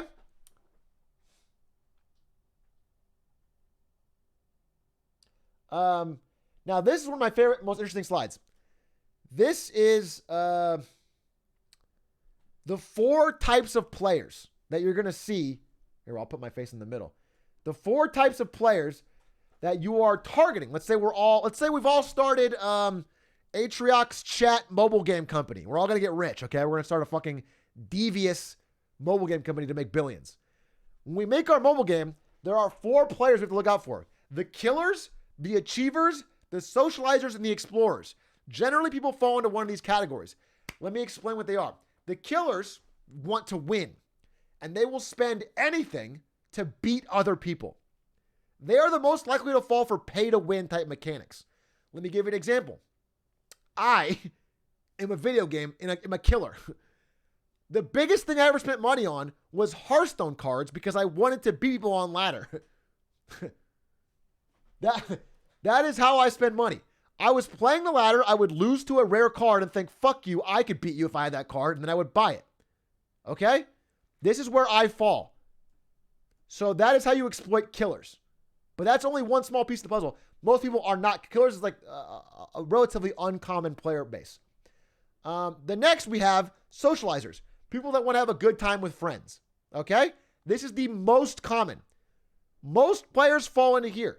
Their main goal for playing games is to have a good time with friends. Okay? Explorers like to, they like novelty. They like new content. They like seeing new things. And achievers, their main goal is progress. They want to be the best. They want to complete their collection. They want a 5-star every item. They want to fill that hole in their soul by having this completion. They like progress. Progress is very important. Filling up meters, bars. Progress, achievers. Okay? Now let me explain how you make money from all 4 of these people. For the killers, you sell competitive advantage. This is what you do. For the killers, you sell pay to win, basically. Some way to make them stronger than other people. This is how games like Clash of Clans make a lot of money. This is how Hearthstone makes its money. Competitive advantage. And this is what works on me. Okay? Then, for socializers, which is most people. Oh, did I get it? Yeah. You sell customization. That's skins. Flexing. Flexing and uniqueness. People want to feel like they stand out, like they're unique, that they have something different that draws the attention of the eye. Customization. If you play with your friends a lot for fun, you are most likely to buy that new Valorant gun skin or the cool League skin, just to be talking about, just to make it a point of conversation, just to be cool, to be flexing a little bit different, okay? Skins is how you make customization. But what's surprising in my research is that this is not where the money comes from. They make money off this, to be sure. Don't get me wrong. They make money off this. But it turns out that people just buying skins directly, like spending money buying a skin, is only a small part of the truly large gacha game economy. They actually make most of their money. Well, let's go through it. Next up is explorers. Explorers, to make them happy, you have to give them content. Yuck! Ugh! Ugh! Our mobile game company can't afford that. We can't afford to actually add new levels, new maps, expand the world, new dungeons. That's expensive. That's work. Our team cannot keep up with how much explorers want. So generally, if you are an explorer, gacha games just try to suck money out of you really quick and then cast you aside. Because You are not capable of being happy with our business model. Okay? So how do we make that fat, juicy profit? That, my friend, is the achievers. And how do we make money off them? Convenience. This is where the big whale, mamma jamma, top dog, convenience, speed. Okay? Faster build times, faster healing times. Being able to cut down on the grind. Being able to get something quicker than everyone else. That is where you can get absolutely massive amounts of money. And in fact, for example, in a game like Clash of Clans, this is 80% of their income. It's from targeting these achievers. This is where the whales live. Whales live in the achiever zone. They want to flex on all their friends that are over here. And they don't care as much about skins as having high level achievements to make them feel like they're better. Better, stronger, more accomplished at the game. Okay? If you are in the achiever zone, you are most susceptible to becoming a whale. You need to be the most careful when entering a mobile game. They want you bad. You are where their money comes from. You are their fucking bread and butter. They are trying to make you happy most of all so that you will pay for convenience to save time. Some of the ways they do that. Let me show you. This is not from Genshin Impact, but I thought it was so interesting I had to include it. One of the psychological principles they exploit is called loss aversion. And that is the idea that people are more afraid of losses. People hate losing more than they love winning. Let me give you an example. If you have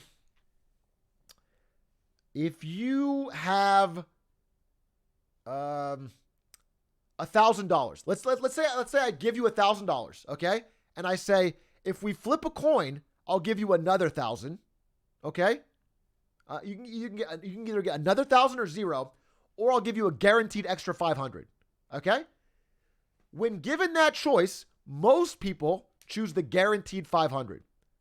They don't want the 0. The risk of 1,000 or 0 scares them. They just want the guaranteed 500, okay? Now, if you flip that and you give them $2,000 and say, we can either flip a coin and I'll take away 1,000 or 0, or I'll just take away a flat 500, people are more likely to flip the coin because they want the only opportunity where they can't lose anything. They'll take any chance to make sure they don't lose. Once the money's in your pocket, once you own something, once you feel like something is yours, you value it higher. You value it higher than when it's not yours. Even though it's the same math on both sides, people choose different answers. I explained this in a previous Marketing Monday. Actually, we're talking about when they gave someone a free gift, like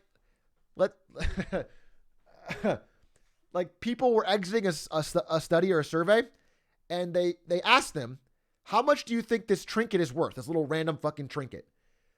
If they didn't give it to them, they all said it was worthless or worth like $2. But if they gave them the trinket and said it's yours, how much do you think it's worth? They all said $5, $7, $10. People rated it higher the second they'd been given it. Once they owned it, they said it was worth double, triple, quadruple than they would have said before that. Okay? So people, once they own something, have a feeling, a sense of loss. And so mobile games do this, or gacha games use this method a lot by making you think you've earned something and saying you can only complete it when you've paid. For example, if you are halfway through a mission and you run out of moves or out of lives, they will threaten you with losing all your progress if you don't spend money. For example, this one's really egregious. Oops, the balloon got through and you ran out of lives. Don't let them undo your hard work. Continue with bonus. Don't let them undo your hard work. You've put in the time. Don't let them take it away. It's just a little money to spend to make sure, okay? And that's the psychological principle. A great example is actually one of the most devious examples I've seen is Puzzles and Dragons. If you guys ever played that game, when you're doing some kind of dungeon in Puzzles and Dragons, you will earn items and shit on the way. But if you don't complete the mission or whatever, they don't give you those items. They'll say, they'll show them to you and say, you've earned these. You've got these. Do you want them? You have to finish the level though. So you have to spend money. Okay? They try to make you think you've already got the items and it's like, oh, well, I can't lose them. I don't want to lose them. And that's how they get you. So loss aversion is a big example. Next up, we got limited time offers. Now, if you guys have ever read the book Thinking Fast and Slow, it's a great book. I would recommend checking it out. But the main idea of it is that our brain has two systems, System 1 and System 2. System 1 is our basic monkey brain that we use for most things day-to-day life. It's when you're driving without giving a shit. It's when you're just, when you don't have to think, okay? If I were to ask you what's 15 times 34, you are capable of solving that, but you can't solve it quickly. You can't just instantly System 1 it. So you have to get that lazy, slow, but smart part of your brain to wake up.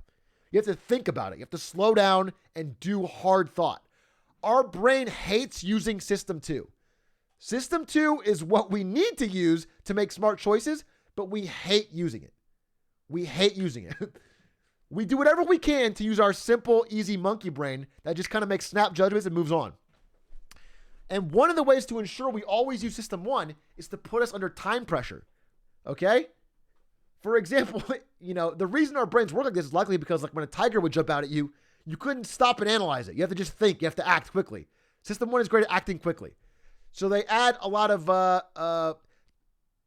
some kind of time counters to make you not consider how much the offer is worth. Is it really that good? Is it worth that price? Do I need this thing? Would getting it make me happy? These questions could change your mind, and they require System 2. They try to get around that by using time pressure, scarcity, limited time offers. Okay? Next thing is the IKEA effect. Okay, the IKEA effect states that we love things more if we felt like we were part of the creation. If we felt involved in making them, we think it's worth a lot more than it is. Okay? So even a shitty table from IKEA generally has more warmth in it if you built it yourself. For example, maybe for streamers, if you feel like you're a day one for a streamer, you feel more happy about their success than if you just joined in. That's one of the psychological principles they use there. Okay? Old heads feel more fucking investment. They feel like they're a part of the creation. And they're more invested in the stream. And so this is not,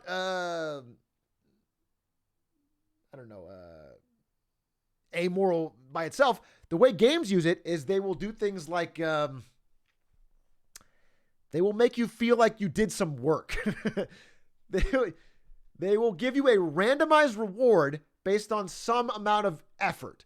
Like, let's say you plant a crop and then it grows and then you get something special. Now, the key here is that it has to be a randomized reward. If the reward is always the same, people get accustomed to it very quickly. But if you grow a crop or if you play a game or whatever, and they give you some kind of like randomized or specialized different reward, you're very likely to feel very attached to that, to feel more positive feelings about that. And Genshin Domains, great example. Keys, yeah, exactly. Any kind of randomized reward that you feel like you earned is a very strong psychological hook. The key thing here is that you do some kind of work, playing a game, solving a puzzle, clicking something. Really, it can be that easy. Just doing some kind of effort and then getting a randomized reward. And if you combine those two things, it's very easy to create a loop where they're hooked very quickly. Next thing they use is called anchoring. This is the anchoring effect. This is the drawing that I think really sums it up. Anchoring effect says that the first price we see for something is the price we will assume is the default. Okay? So whatever price they show you, like what they'll often do is when you first join a game, they will give you an offer that they know you will reject. For example, $50 for 100 gems, or $50 for a skin, or they'll have a flashy top banner that shows like a very expensive skin that you're not going to buy. Okay? And the idea is to get you to anchor the value of that thing to that price. Now, you'll probably say no, and they know you'll say no. Okay? So that's when they discount it later or offer a quote unquote better deal. Your brain thinks, oh, this is dope. This is great. This is like making free money. Okay? Valorant, for example, will have a fucking expensive ass dope skin at the top. And you're like, I'm not going to buy that. I'm smart. Okay? I'm not going to spend fucking $80 on that skin. But this skin for a discount, well, I'm educated. Okay? I'll buy that. Okay? I'm a smart consumer here. Okay?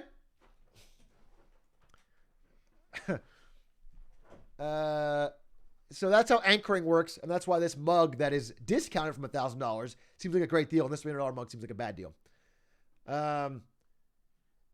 Next, they have a bunch of fallacies. Now, I couldn't fit these on different slides, and I didn't know how to describe them. Gambler's fallacy is the most common, and I'll explain that real quick. It's basically the thinking that you are more likely to hit a roll because you didn't hit it last time. Which, by and large, is not true. They have some pity rules in some of these games that apply over 100 plus rolls or 90 plus rolls. But in general, the idea is like, I rolled, I didn't get it. Now I'm more likely. And it's a big thing that gacha games rely on, because once you've already spent money, you feel like, okay, now I'm due. Now I'm owed. Now I'm for sure going to get it. I've gotten the bad luck out of the way. Now the good luck is here. And that is, of course, not how it works. That is, of course, not how it works. It's the odds are the same. They're bad. They're stacked against you. And yeah, you have to do it. It also applies to sunk cost fallacy. Sunk cost is the same thing. So I kind of mix those two together here. But sunk cost is whenever you've already put time or money into something, you value that higher than you should, and you want to follow up the bad money with more bad money, basically. I've already spent $100 in this game. I've already spent a lot of time on it. If I walk away now and stop playing, I've wasted that money. I have to keep playing. That just means you're going to lose more money. You know what I'm saying? You have to stop somewhere. Otherwise, you just keep going more and more deep. That's how it works. That's how it gets your brain. Your Connor sub? Yeah. Or your Atrioc sub. Oh, I'm a 12-month Atrioc sub. I actually fucking hate the guy, but I've been here for 12 months. What am I going to do? You know what I'm saying? I don't want to ruin my streak. Perfect example. Okay?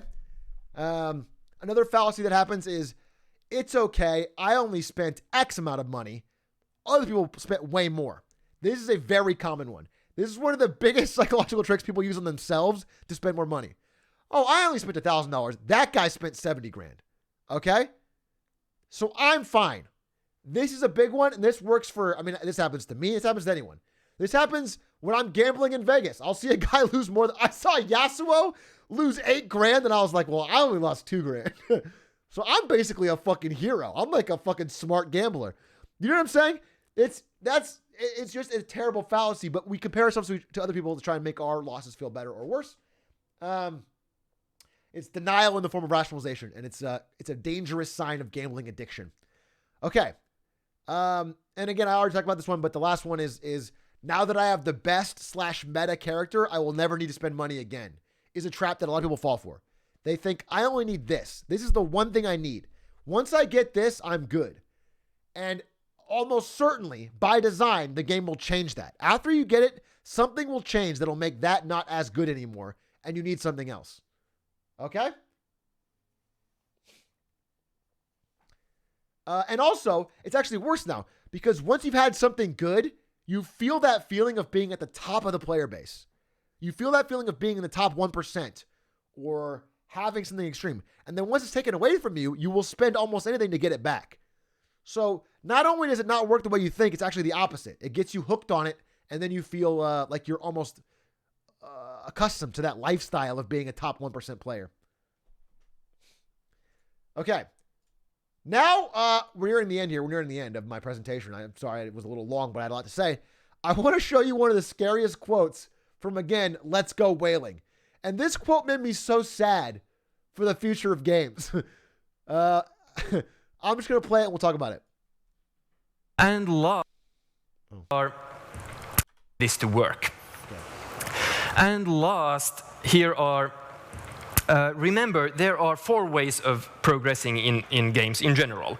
You can have a skill-based game, you can have a luck-based game, you can have a game where you just progress by grinding, or you can pay to progress. Make sure that your games aren't too skill-based. I made that mistake myself. A too skill-based game, you don't get people to pay you because there's no reason to. So make sure grinding and paying are legitimate versions of progressing in the game. Thank you, that's it.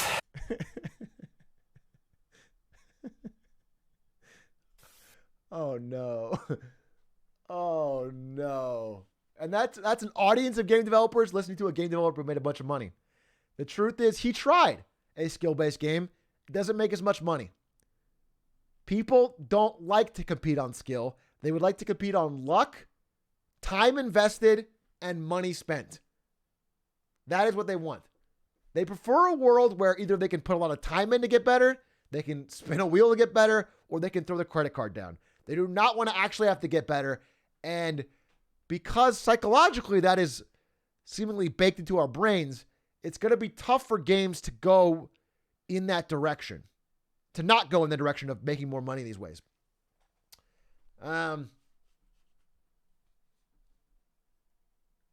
So that is one of the most damning and sad things I think about the gacha game future. Now, again, I have money. I'm a whale. I will spend money, but I will always miss games like Melee, games like CS 1.6, games like StarCraft, games that really were only about skill-based progression. And I don't think those games are ever coming back. Chess is a great game. Now, do I think they're gone for good? Absolutely not. The cool thing about the pendulum is that as the market shifts towards one way, the few people remaining on the other side that make skill-based games will get all of the attention from people that still want that kind of stuff. So there's still going to be some good stuff coming out. It just won't be the majority of the market. Okay? And I think... A few questions. Lastly, I wanted to say, do you guys remember that video I showed at the beginning of the guy that spent $70,000 on Fate Grand Order? I know that a lot of you are thinking, this is so sad. This is so cringe. This will never be me. I will never spend money on a mobile game. I don't have to think about this. I want you to know that we are only at the beginning of the way these tricks are being deployed across all games. And once they catch you slipping once, they can get you more.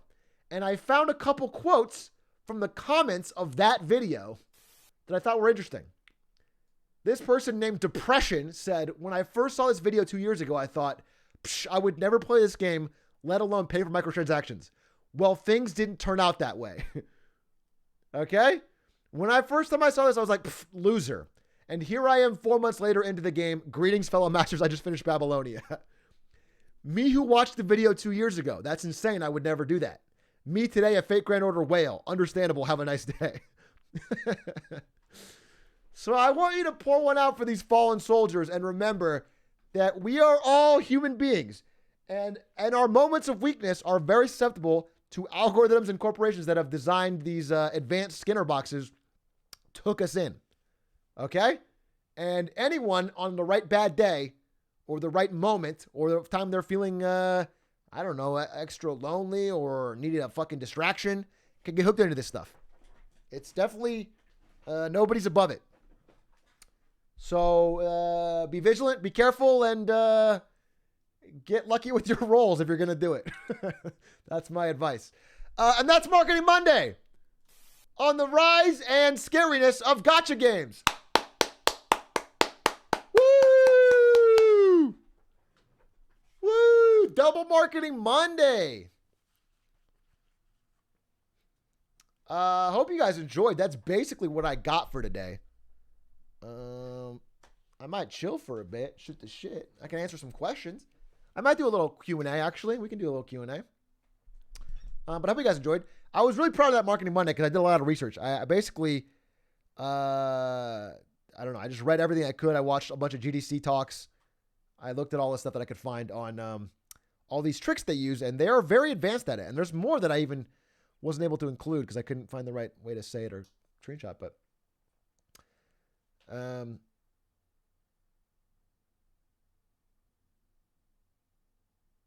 I'm glad you guys seem to like it. That was cool. Appreciate it. Not financial advice. Not sure if you know about the Genshin creator program. They only pay their creators in Primo gems.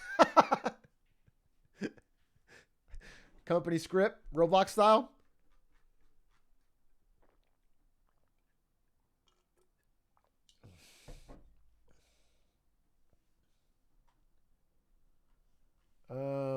Do you think Fortnite League's monetization is the most ethical? Well, Fortnite and League have added battle passes, and I think there's like keys and gems and boxes and shit now in League.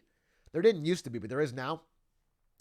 But in general, they are better than mobile games. Yeah, I listen. I think looking at a skin and paying money and buying it is not that crazy.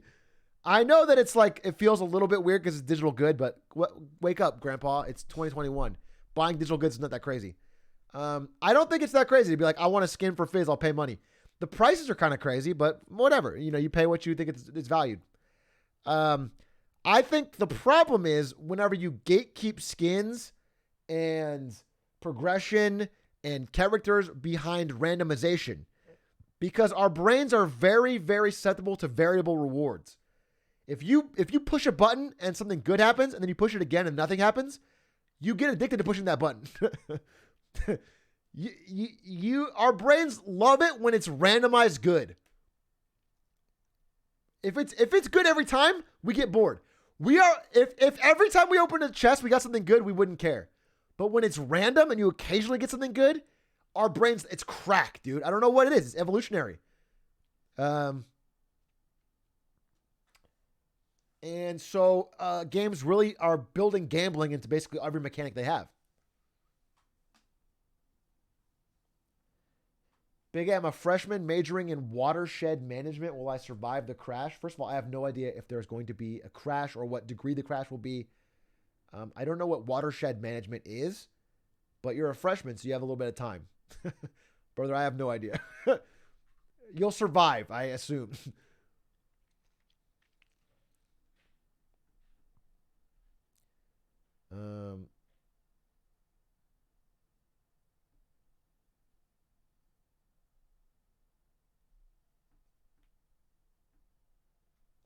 Rocket League's blueprint system is hilarious. You can only be granted the ability to get the skin, but have to pay afterwards. Yeah, that's cringe. Yeah, and again, every game is starting to experiment with different ways to abuse these principles, and they're getting better at it. And so we just need to be collectively, as a gamer society, on our guard, you know? And try when we can to push back.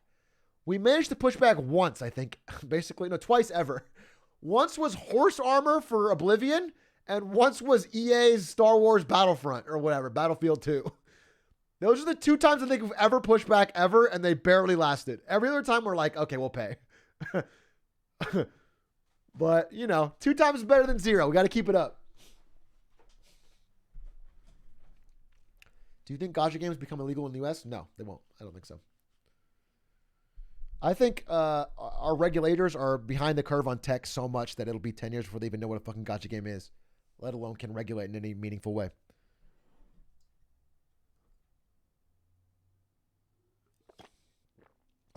Atrioc, is a $400 CSGO knife a work expense? Asking for a friend. I want to talk about CSGO knives real quick, because CSGO knives are, if someone ever asks you why NFTs are a scam, you can explain it by saying why CSGO knives aren't a scam. Because they're both just pixels, right? But the difference between a fucking NFT and a CSGO knife is drastic. A CSGO knife is truly unique and protected with real scarcity in a game world that people agreed has shared value. People like CSGO. They have friends that play CSGO. They want to flex in CSGO. If they get a rare knife, no one else can get that knife. You know, it truly is scarce. There truly is a few of them. So they actually have some sort of value. A fucking JPEG that literally anyone can take, that nobody knows that you truly own, that has no real copyright assigned to it, only just a fucking hash code that can be duplicated on a million different other fucking crypto services, has no real value. And no one that sees it knows that you truly own it or has anything special about it. And so they're both pixels. You're paying for pixels in both cases, but CSGO knives are actually functional NFTs. They make sense. They're in a real metaverse that makes sense. The NFTs are not like that. They're totally a scam. They are propped up by money laundering, scammer influencers, and idiots.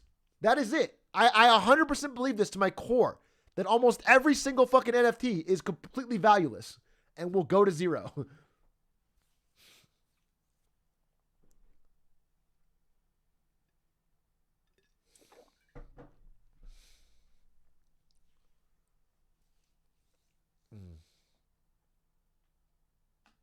I just paid 69 million, Sag. you got the Beeple one?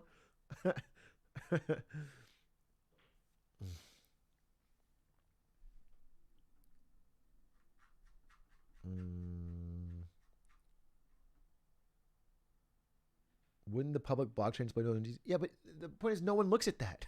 There's nothing stopping. If you make your fucking profile picture a crypto ape and someone else says, I'll do the same thing, there's nothing stopping it. There is something stopping them doing the knife. If you have a fucking sick ass fucking crimson knife, someone else can be like, oh, I'll have that too, and just make a copy. They can't do that. Okay? And the fucking crypto apes only exist as long as they keep fucking pumping them up. There's no fucking shared space in which they have value other than people fucking trying to constantly brag about them on Twitter. Now, eventually, there may be some sort of metaverse, some sort of larger online space where these things are non-duplicatable and have value. But in the current state, all NFTs are garbage. And there is nothing stopping someone from making the exact same 10,000 NFTs on a different fucking blockchain and saying, I have it now. This is mine. And I only own it. There's nothing valuable about your blockchain versus anybody else's.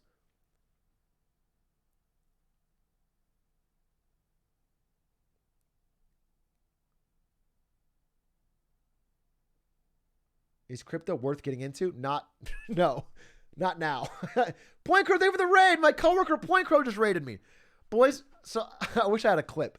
I went to Point Crow's stream today and he was talking about how if you sub to him, you get 1 friend point. And if you get 10 friend points, you get a best friend token or something like that. And so he was saying that right as I dropped in. And so I immediately gifted him 10 subs. Like right off the bat. And I said, hey, what's up, best friend? And he said, oh, well, that's just the name of the token. We're still coworkers. And I was like, cool, that was $40. But I knew that. I just wanted to support the stream. And so we're not quite there yet, but hopefully we can hang out sometime soon. Point Crow, my friend, my coworker, but who knows where that'll go. Matt says, thank you for the 4 months. 6 Ciders, thank you for the 1 month. Lashades, thank you for the 10 months. And the compliment, thank you. Will Sims, thank you for the prime. Hot for you, thank you for the 3 months. Keeping the streak alive. Very important to keep your streak alive. And that's why, I think we should end the stream with a really fun idea, okay? I have in my hand an extremely rare piece of Atrioc merch and lore. A 1-of-1 5-star item. Anyone who subs in the next 2 minutes will be entered in to a raffle to win this item. Any sub in the next 2 minutes will be entered into a raffle to win this 5-star item. BDC 0409, you are the first entrant. Point Crow just gifted 10 subs. That is 10 entries. Gurum gave the tier 1. Dragon Blitz with the prime. Postural with the gifted shrapnel. Megadonks, True Shine Sun, Bionic Jericho. I can't believe I just did a whole fucking talk on how this is psychologically manipulative and you should be on your guard. Glaster, thank you for the tier 1. Minecraft dude, thank you for the 5 gifted. King of the Juice, Ghostface Gorilla, Mr. Uzanuk, Simeon, Drake, Percy, 39, Z Music. Okay, I'm gonna have to do the roll now. It's been about 2 minutes. I am gonna do the roll. Better get your last chance entries in. I am doing the roll for the rare 1-of-1 5-star item. Okay.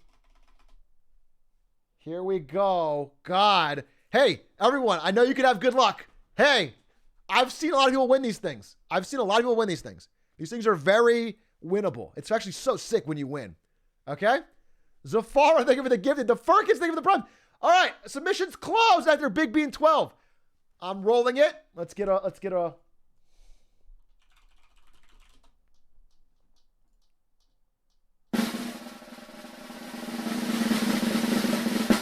The winner of the 5-star 1-of-1 item is Point Crow with the 10 gifted. 10 entries got him the win.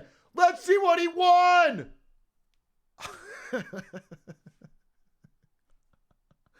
1-of-1. Holy shit, 1-of-1. NFT. Screenshot this.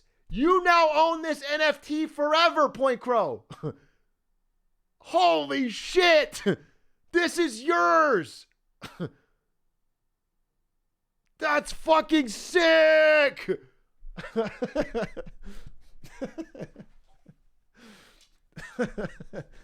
Thank you, everybody, for the subs and for supporting the stream. I am really happy with how the stream went today. It was really fun, and I'm happy to do these. And I actually have a great idea for next week, assuming I can finish it. Thanks for watching Marketing Money. I'm going to take a break from now. I'm going to go hang out with Ari, have a good time. Check out the YouTube videos. Thanks for watching. I'm going to play a outro song that I call...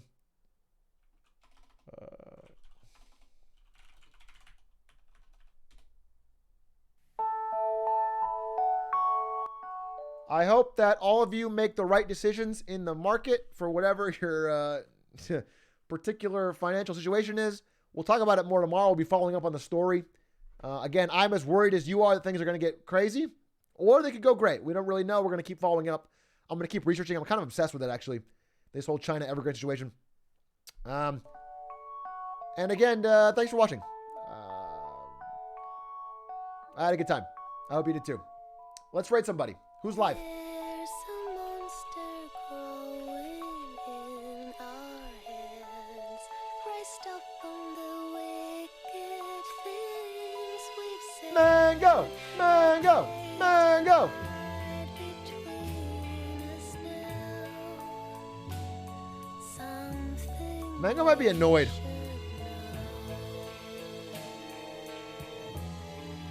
there's something to remember and something to forget. Is Toph live? As long as we remember, Yeah, we can raid. We can raid Toph. there's something I think Mango will be annoyed. No, actually, fuck it. Let's raid Mango. Everyone go say hey to Mango. I haven't raid Mango in a minute. I always think he's going to be annoyed, but he probably will be. It'll be fine. Fuck it. Kill him with kindness. there's a mountain high. Mango will play ads, and that means you can leave. It's high, but such a big Bye!